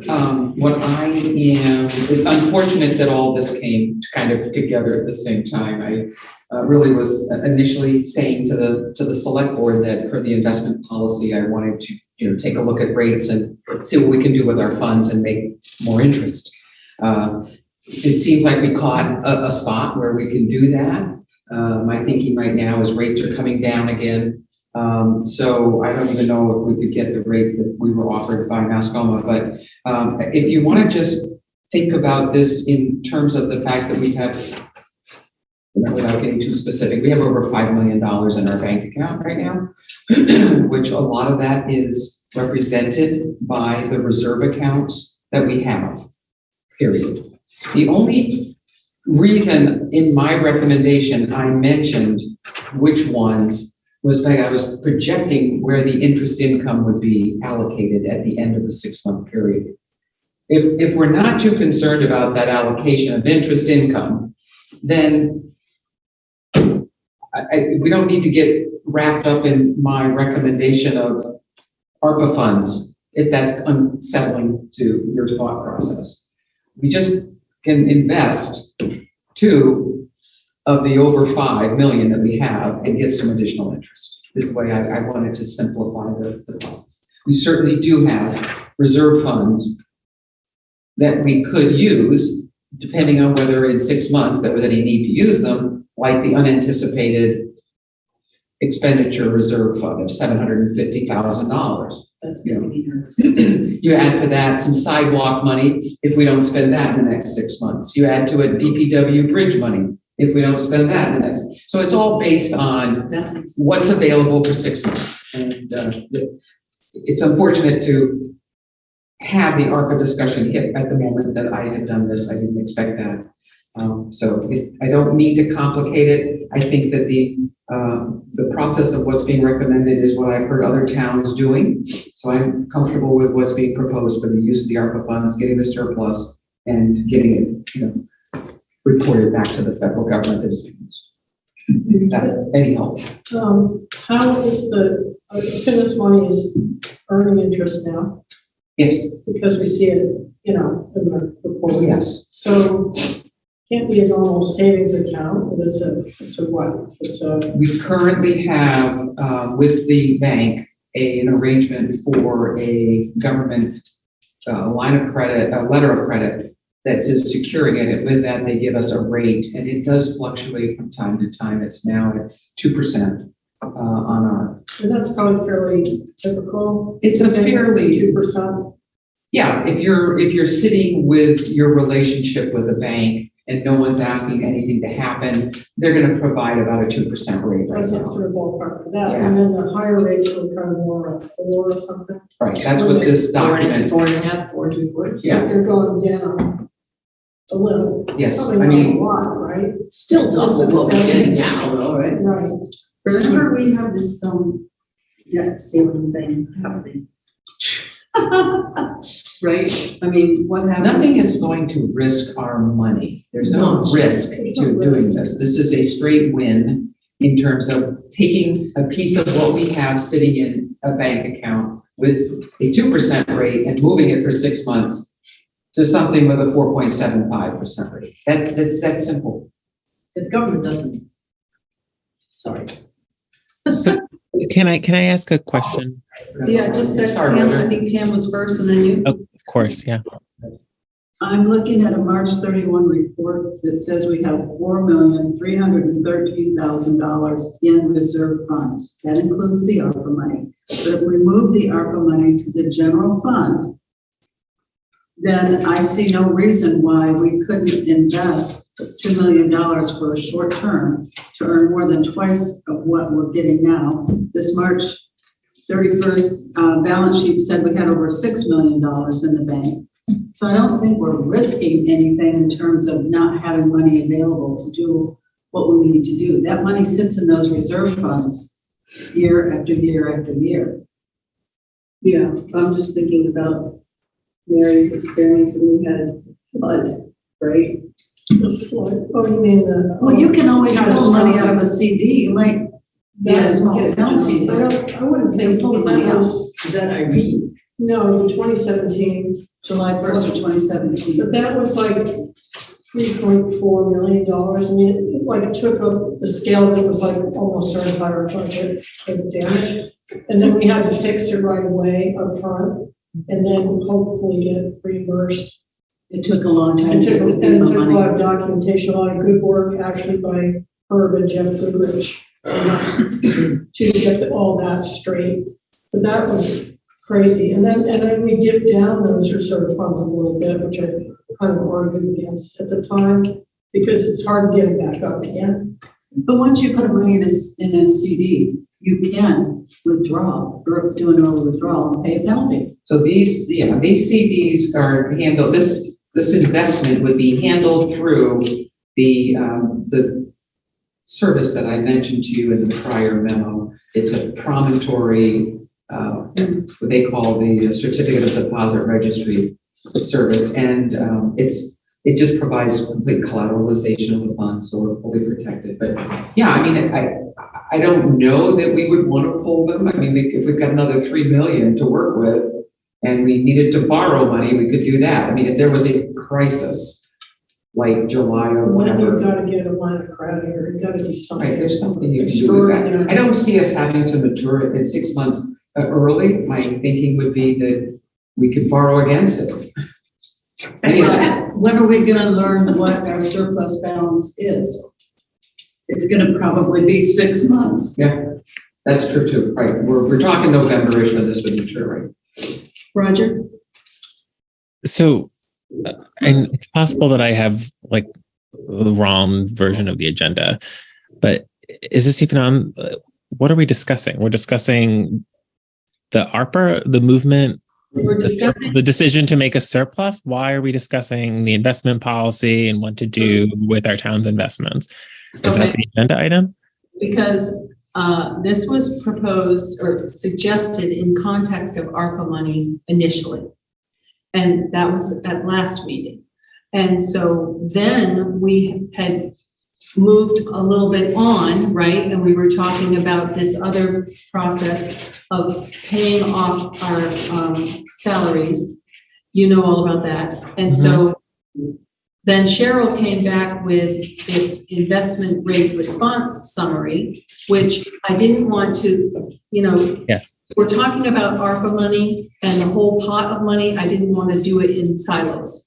What are we being asked to do though, right? Because there's a motion on the motion sheet to approve the ARPA, to make a surplus for the ARPA funds, right, as recommended in packet materials. But what is it that we're supposed to do with Cheryl's request? Are we to approve an investment at a bank? Are we to approve an investment of a certain amount of money? Is that the ARPA money? Like, what is the question? I didn't bake in the question in the motion sheet because I felt that we needed to discuss. Okay, well, I'm asking you in the facilitation of this conversation, what is the question that you are facilitating? What is the answer that you need from the board? What does Cheryl need from the board? Right. I think we all need to decide, first of all, do we want to use this mechanism to free the ARPA monies by paying off the salaries? And secondly, having decided to do that, do we feel that we have the wherewithal to make some sort of a short-term investment. How much and how long? Mary? I feel comfortable about, moving the ARPA funds, to set that up. And I'd like to wait on the investment. I'm not against it, but I'd like to know a little bit more before making that decision tonight. So that's how I like to do it. I'm not opposed to it at all, but I don't want to make that decision tonight. Okay. And but the ARPA one, yes, and like using the ARPA funds to pay for the payroll expense. Okay. I'm in favor of making that decision tonight. And what would help you in terms of making a decision about the investment? Not being tired. Okay. Totally agree. Okay. I think the longer we wait to invest the money, the more risk we have that the rates are going to go down. Yeah. They're already starting to decline. Yeah. And so I would prefer that we make this decision sooner rather than later to capitalize on the interest rates that we currently have available. So I would too. Okay. Roger? I still have my same question. So are we looking to make an investment of the ARPA funds? Or we're just looking to invest pots of money, and that's somehow presumably on the agenda for this evening? Again, because it was initially couched as an ARPA sort of use, right? What would be yes? What would be the motion? I don't even know what motion to make. I don't know what we're discussing. So the investment policy says that I would come to you with a recommendation for investments of town funds. So I'm coming to you with an investment that I put out under a rate request, and I got a summary of what I received back, and just the support to say we support the treasurer investing $2 million for 6 months at 4.75. Okay. Let's go with that. That's helpful. Thank you. So a motion might be to invest $2 million at a rate of 4.7 that as included in the packet from the treasurer. Would that might be effective? Well, her recommendation in the packet is to place 1 million of ARPA funds and another 1 million of general funds into a 6-month term with Mascoma Bank. Now, okay. I get nervous about tying up money, and I just do get nervous about time. I know it's stupid, but Have you ever had a CD? oh yes, my dear, I have. Okay, and do you know that you can withdraw that money early if you have an emergency? Yes, and my husband and I go around on this all the time. I'm just very. So it's not like they lock the money away and you can never see it until the next day. I always think it should be under the mattress, and he thinks it should be under the bed. But there is a penalty, and I'd be interested in what the penalty is on $1 million if we take that out. I guess I didn't realize the difficulty it would be to invest money at 2 3/4% higher than what we're earning with my recommendation. If you can exclude my identification of where the funds are coming from and just understand that it's for the best of the town to earn some additional interest wherever it goes. Yeah. It's really, we won't have these rates. These are done. This will not be the offer. I know, it's been bad. And you will not get these same rate offers. If you don't accept this from Mascoma, it's gone. Mm-hmm. And the others would be gone. That's why others chose not to I bid. know, 3 weeks ago, Leadview had 5. That's right, and it's gone. Yeah. So I'm just explaining the gist of what I wrote to these individual banks. They needed to give me a rate that they would stick with, and that's where we're at. So if we decided that we were going to take, say, $1 million and invest it, we would take it from specific designated funds. So the bank account is everything. It's all there. There is no fund. It's all in a bank account. One. We're just going to slide it over here to a CD for 6 months, and it's going to slide back into the checking account. It's that basic. The interest could be allocated to the general fund. I was trying to identify that only because of the interest allocation that would occur. It's a good thing. That's all. So, who was first? Go ahead. Do we need to determine tonight what fund the interest would go into or not?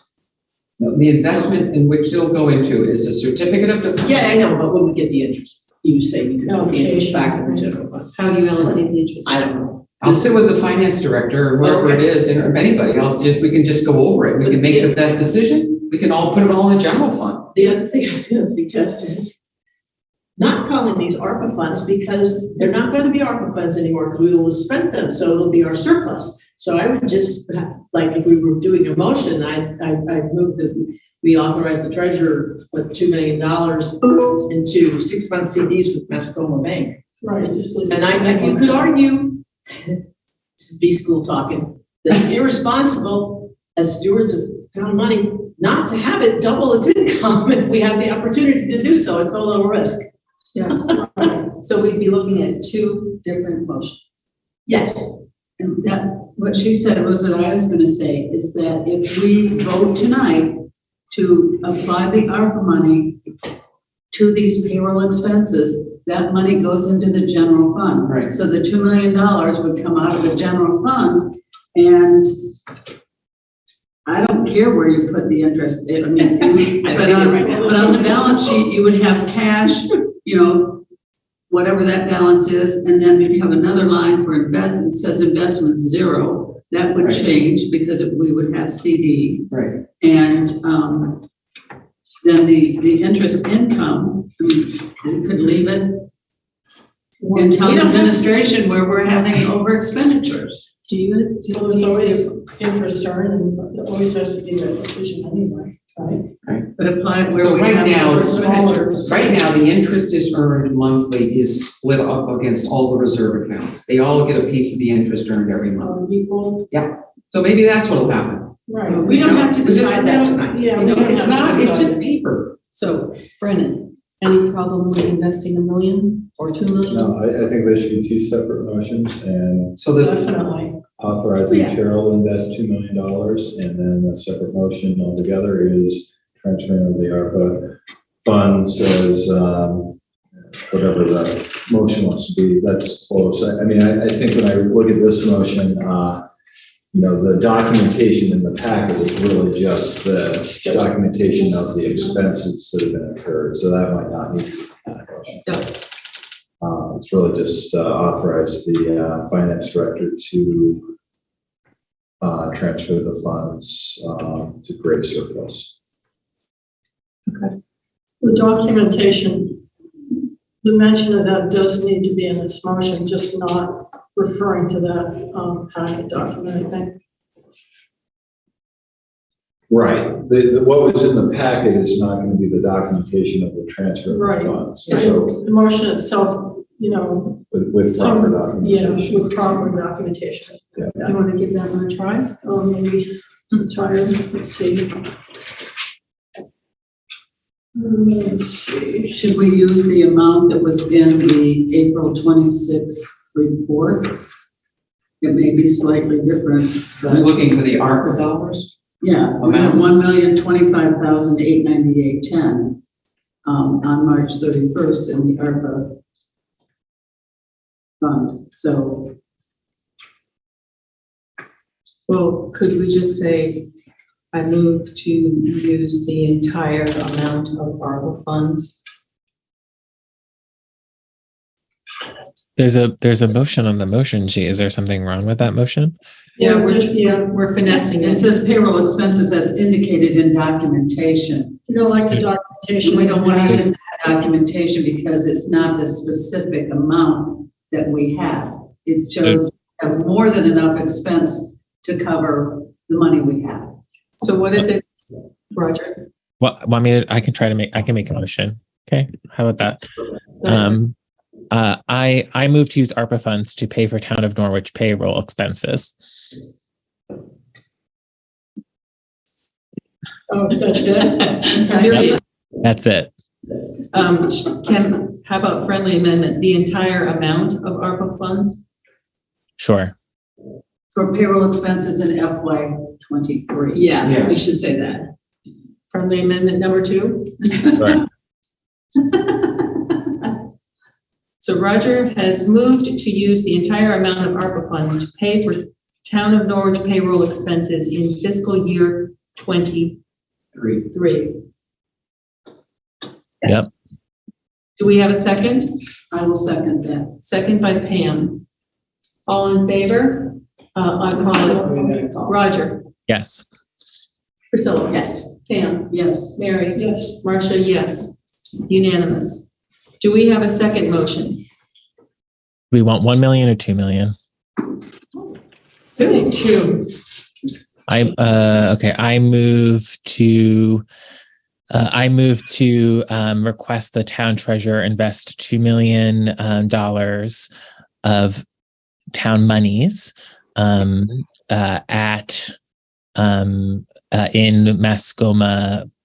Mascoma Bank as per rates indicated in the meeting packet, to the extent possible, I guess. Wait, can I make a friendly amendment? Go Sure. ahead. I move to authorize the treasurer to move $2 million into a 6-month term with Mascoma Bank. Sure.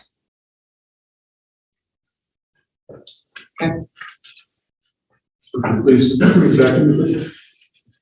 I move to authorize the treasurer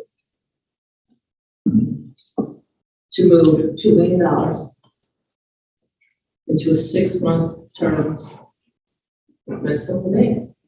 A 6-month term. CD term. CD Yes. term? Okay. 6-month term CD. Yeah. Yeah, Mascoma Bank. And so. I'll second Priscilla's motion. It was really hers. Oh. Okay. Priscilla and Roger. Calling the question. Roger? Yes. Priscilla? Yes. Pam? Yes. Mary? Yes. Marcia? Yes. Wow. Thank you.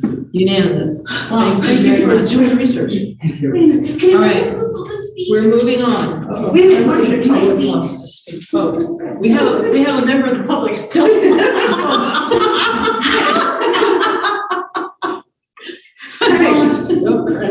Straggler.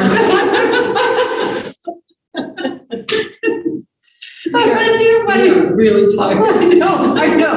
I'm not Really quick of a nutshell, just so me as a member of the public hasn't been tracking what the ARP funds were. Why? Yeah. I know the towns were given the money, but I thought it was COVID. The designation I know was very open-ended, but why would we be designating $1 million for payroll? Didn't we already, isn't that already taken care of? Here's the deal. It is allowable to cover expenses like payroll. Okay, do that. Once you have paid use the ARPA money to pay for your payroll, now you have a surplus. Okay, that's what I wanted. Okay, so the ARPA money, all you're doing right now is using it, like you said, We're before the taking a June standard 30th, temporarily using it for payroll, and then when it does come time, as a voter, we're going to say, what is, okay, I just wanted to make sure that, that's the suddenly there were a process. bunch of raises going on. The board elected to take the standard allowance to simplify the reporting Right, process. so it's just really paying Peter to pay Paul until such and such.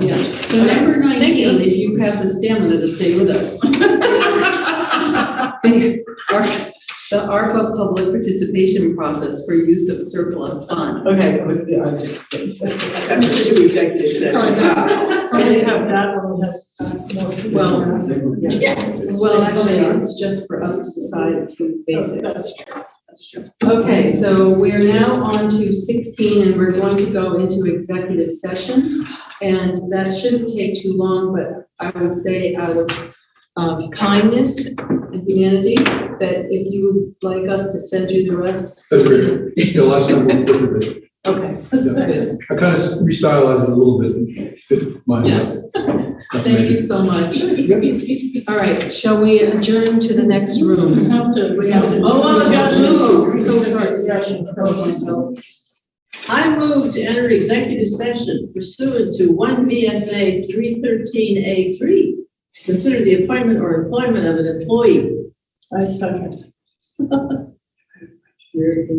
Okay, We have to Ro- Call yes, question. Roger, we have a motion on the table to enter public session. Executive session. Cheapers. How do you vote? Yes. Thank you. Yes. Priscilla, yes. Sam? Yes. Mary? Yes. Marcia? Yes. We are in executive session at 10:57 PM. And that was Priscilla, second by Mary? Yes. Yes. Yeah. And now we will move to the next room. So Roger, we might have to call you. Okay. I've got my phone. Okay.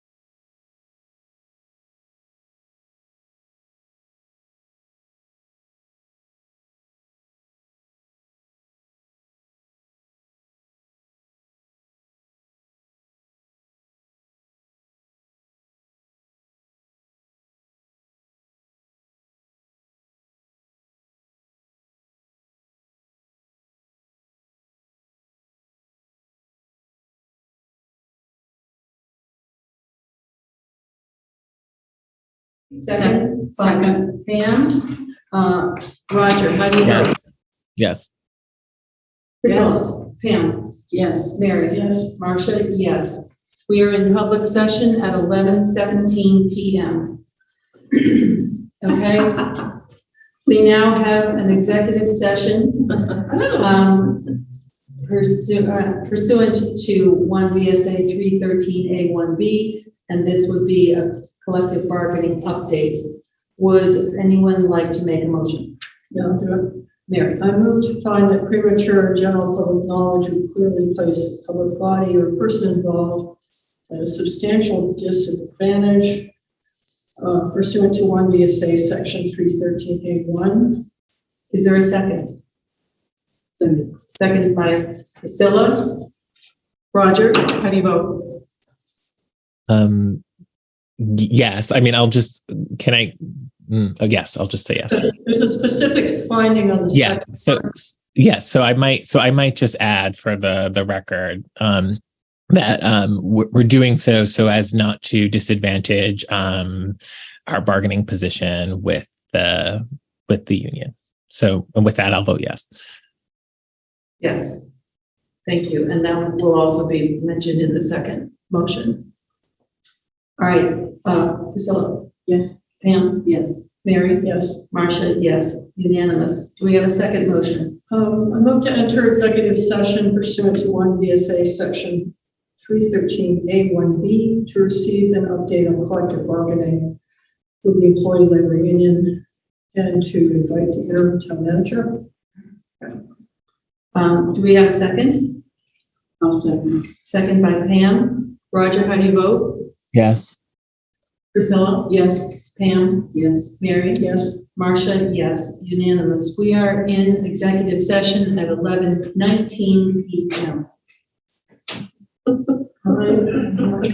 So much for going home before.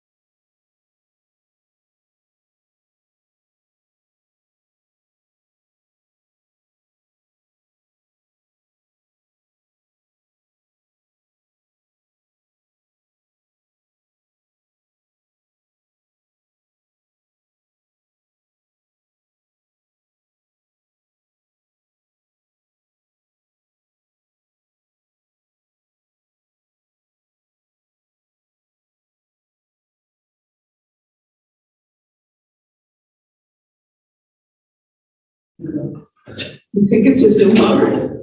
I mean, it looks like it's, from what I can read. I will entertain a motion to enter public session. I move to enter public session. Do we have a second? I will second. Second by Pam. Roger, how do you vote? Yes. Priscilla? Yes. Yes. Mary? Yep. Marcia? Yes. Unanimous. We're in public session at 11:44 p.m. Now, item 18, I suggest we table the review of committees and commissions and et cetera, and I will do some more work and present that for review. Number 19, ARPA participation. This we can also think about at a future meeting, but basically what I was proposing in a memo was just stuff to get people started to think about this, because I think we have to do it sooner rather than later. And essentially, although I can't find my notes at the moment, it was to maybe do something like 3 events, one being a survey and 2 public sessions. Whatever we do, make it the same format so that we potentially say, okay, rate these 4 options, like fixing Tracy Hall boilers, doing X, doing Y, you know, and then free form, give us your proposal for what you would like to do. A little pie in the sky. Yeah, and then we could do that when we get those back from the Survey Monkey or whatever we use. Then we could have our meetings and with the town, potentially here. We could do another place if we wanted to, or just one here. And then we just kind of rate, collate all of the information that we get, and then we make the decision about how we're going to spend the money. I think that sounds good. We should think of a timeline for it too. And we don't have to go before the voters and say this is how we want to spend. We don't put it like it till we do. Well, that again goes to our financial policies and how we do stuff, right? So what is our policy about what we do with the surplus? So I would say, rather than debate that tonight, we look at all of that. Think about the memo suggestions that I kicked this off with, and then we just kind of put it on an agenda item for June. So, Marcia, if I may, so I think one of the virtues of sort of knowing the agenda ahead of time is we can sort of submit things in support of the agenda item. So we had and possibly voted on a rubric for evaluating projects with ARPA money. It had a point system.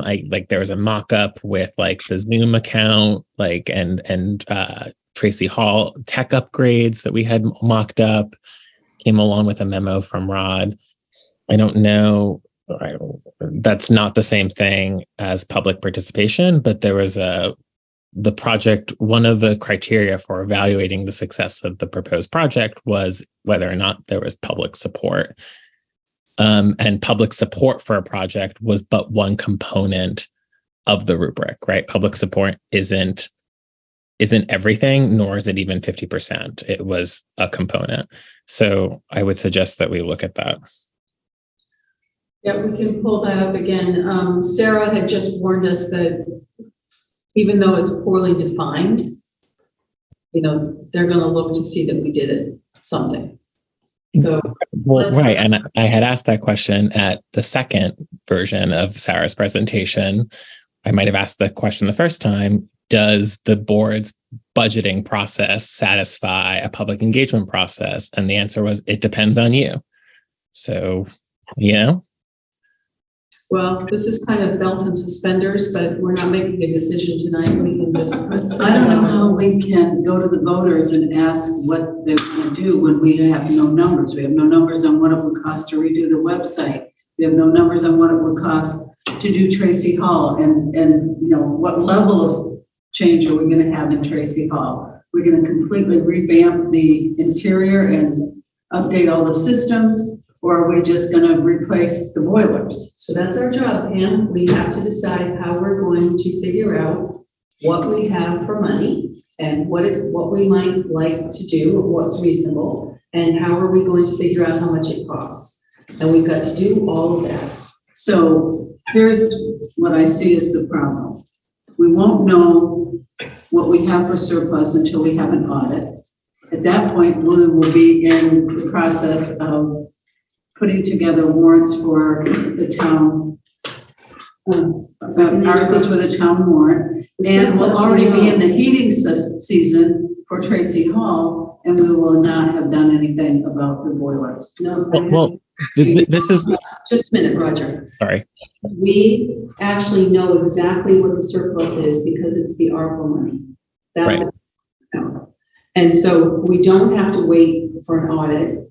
All we have to do is figure out the cost of things so that we can give a menu that we like to the folks in town. I disagree. And the reason I disagree is we are overspent in a lot of categories. And at this point, we are at the end of April, we're at 81.81%. We should be at 83.33%. So we're still 1.5% under budget. But by the time we get to June 30, we could very well be in a deficit situation. And when you've got that ARPA money sitting in your general fund, that money, that ARPA money is going to be used to cover that over expenditure, that deficit. I think ARPA money can't be used for debt service.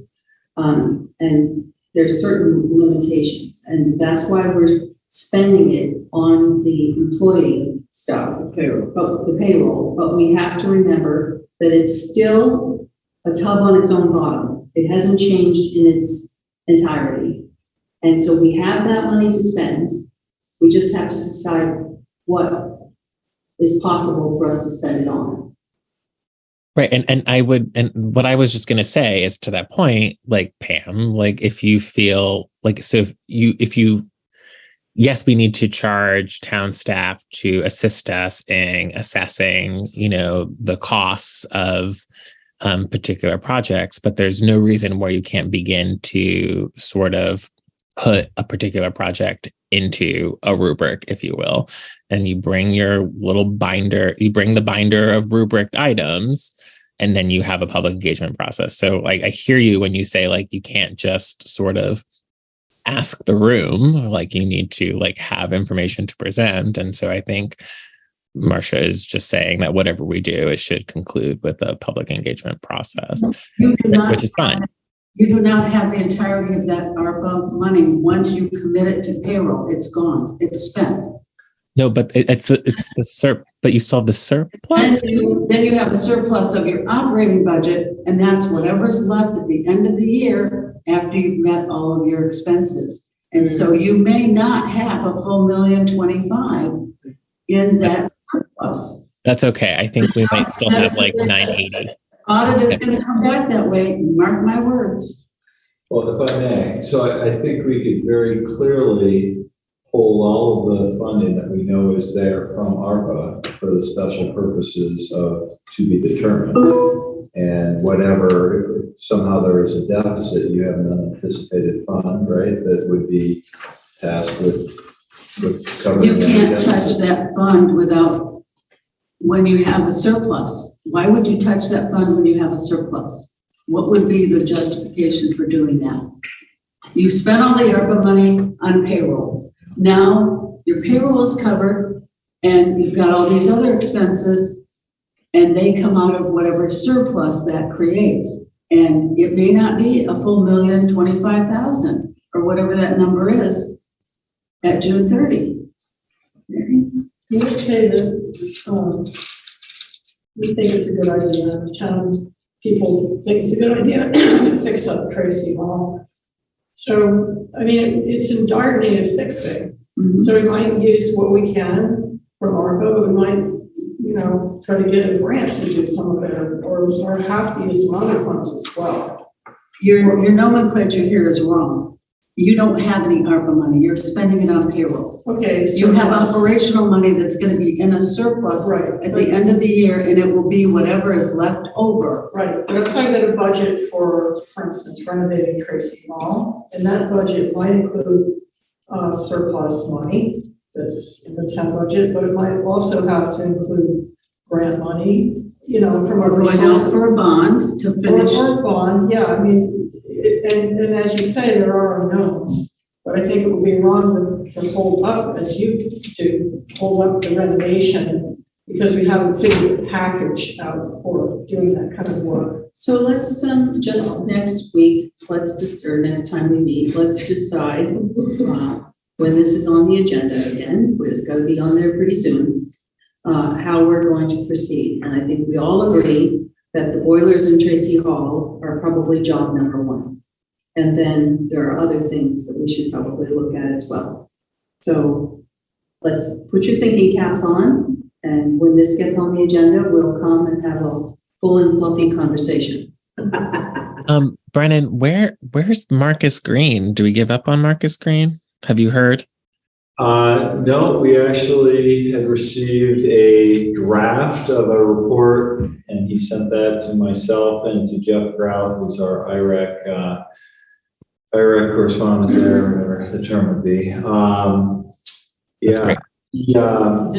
He was seeking comment, and I talked to Jeff about it. He was going to provide him some suggestions, being a little more specific about some of his recommendations and trying to put some cost to them. Cool. I guess that's where we are. Thanks. Yeah. Okay, so let's move on to the dates for June. And so basically I looked at the calendar and saw if we wait until the 14th, that gives us 3 weeks off, and we that we potentially don't have the luxury of 3 weeks off.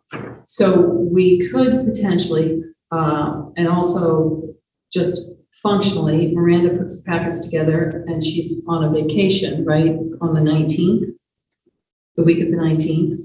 And so if we, is that right? Yes. So that's not what I wanted, is it?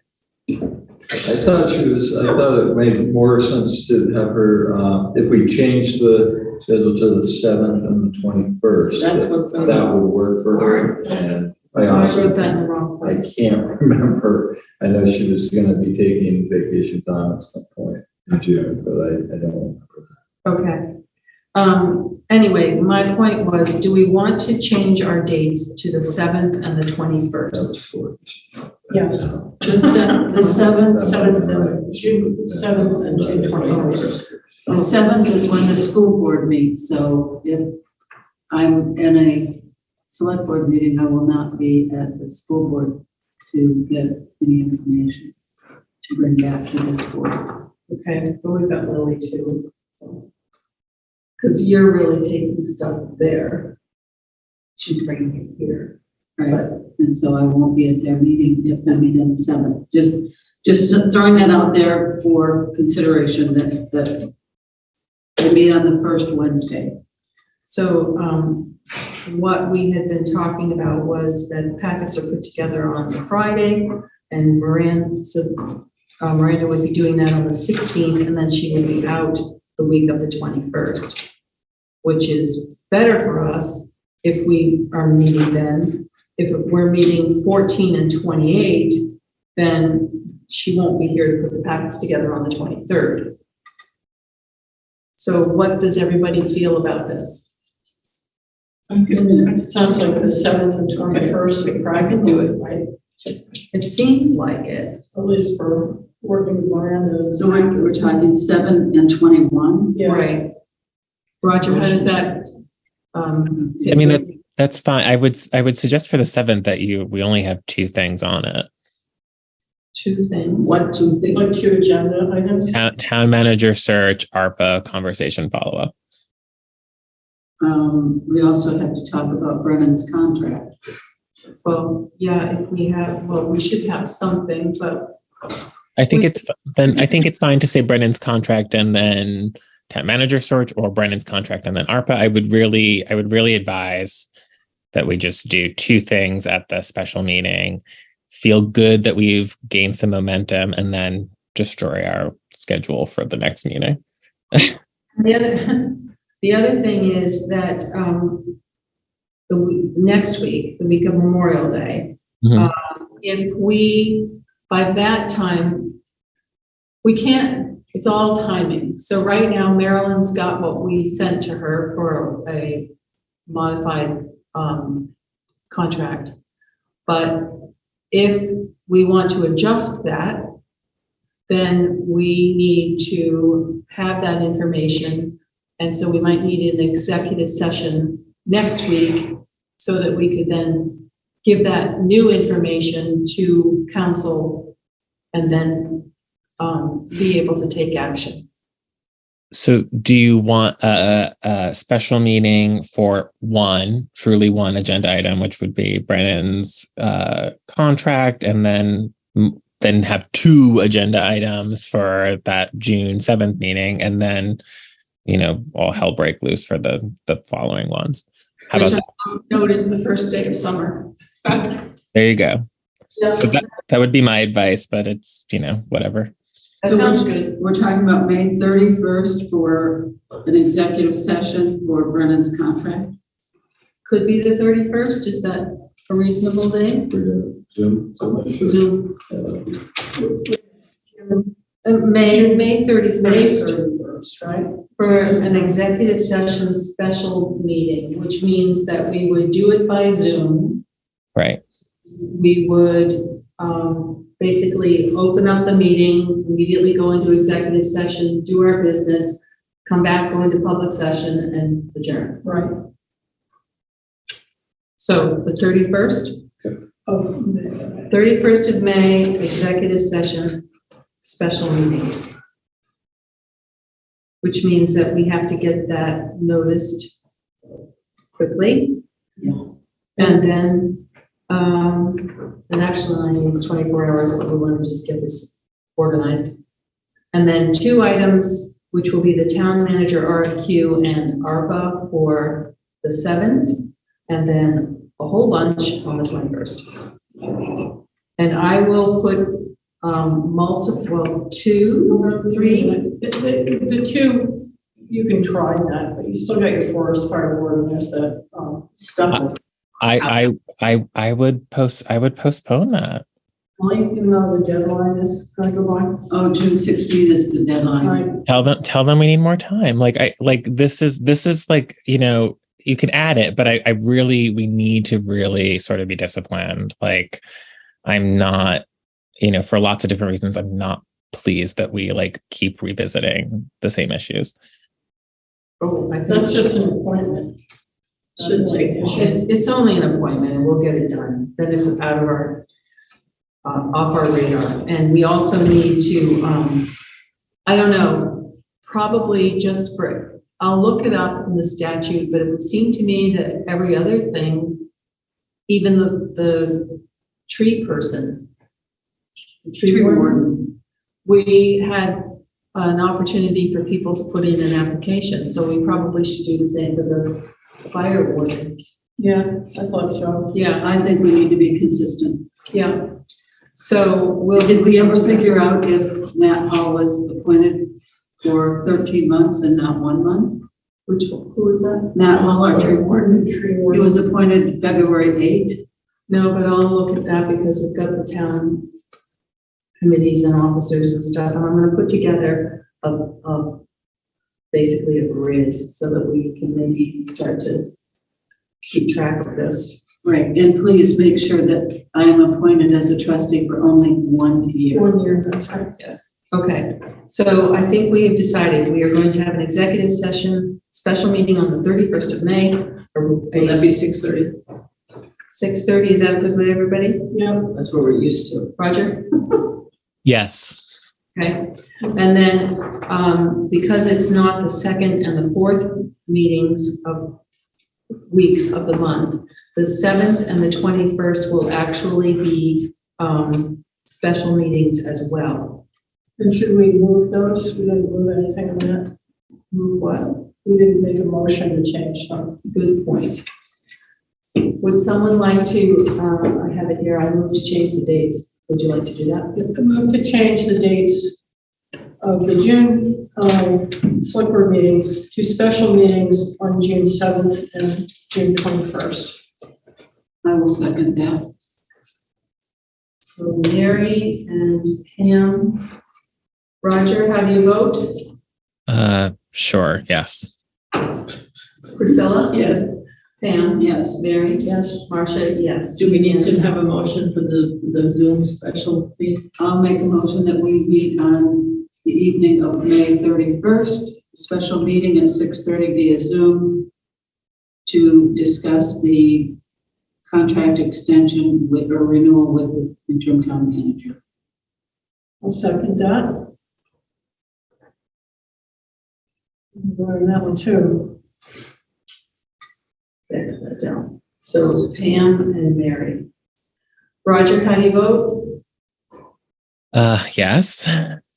Priscilla? Yes. Pam? Yes. Mary? Yes. Marcia? Yes. Unanimous. I will now entertain a motion to adjourn. So moved. So moved by Mary, second. Pam. Pam. Roger, how do you vote? Yes.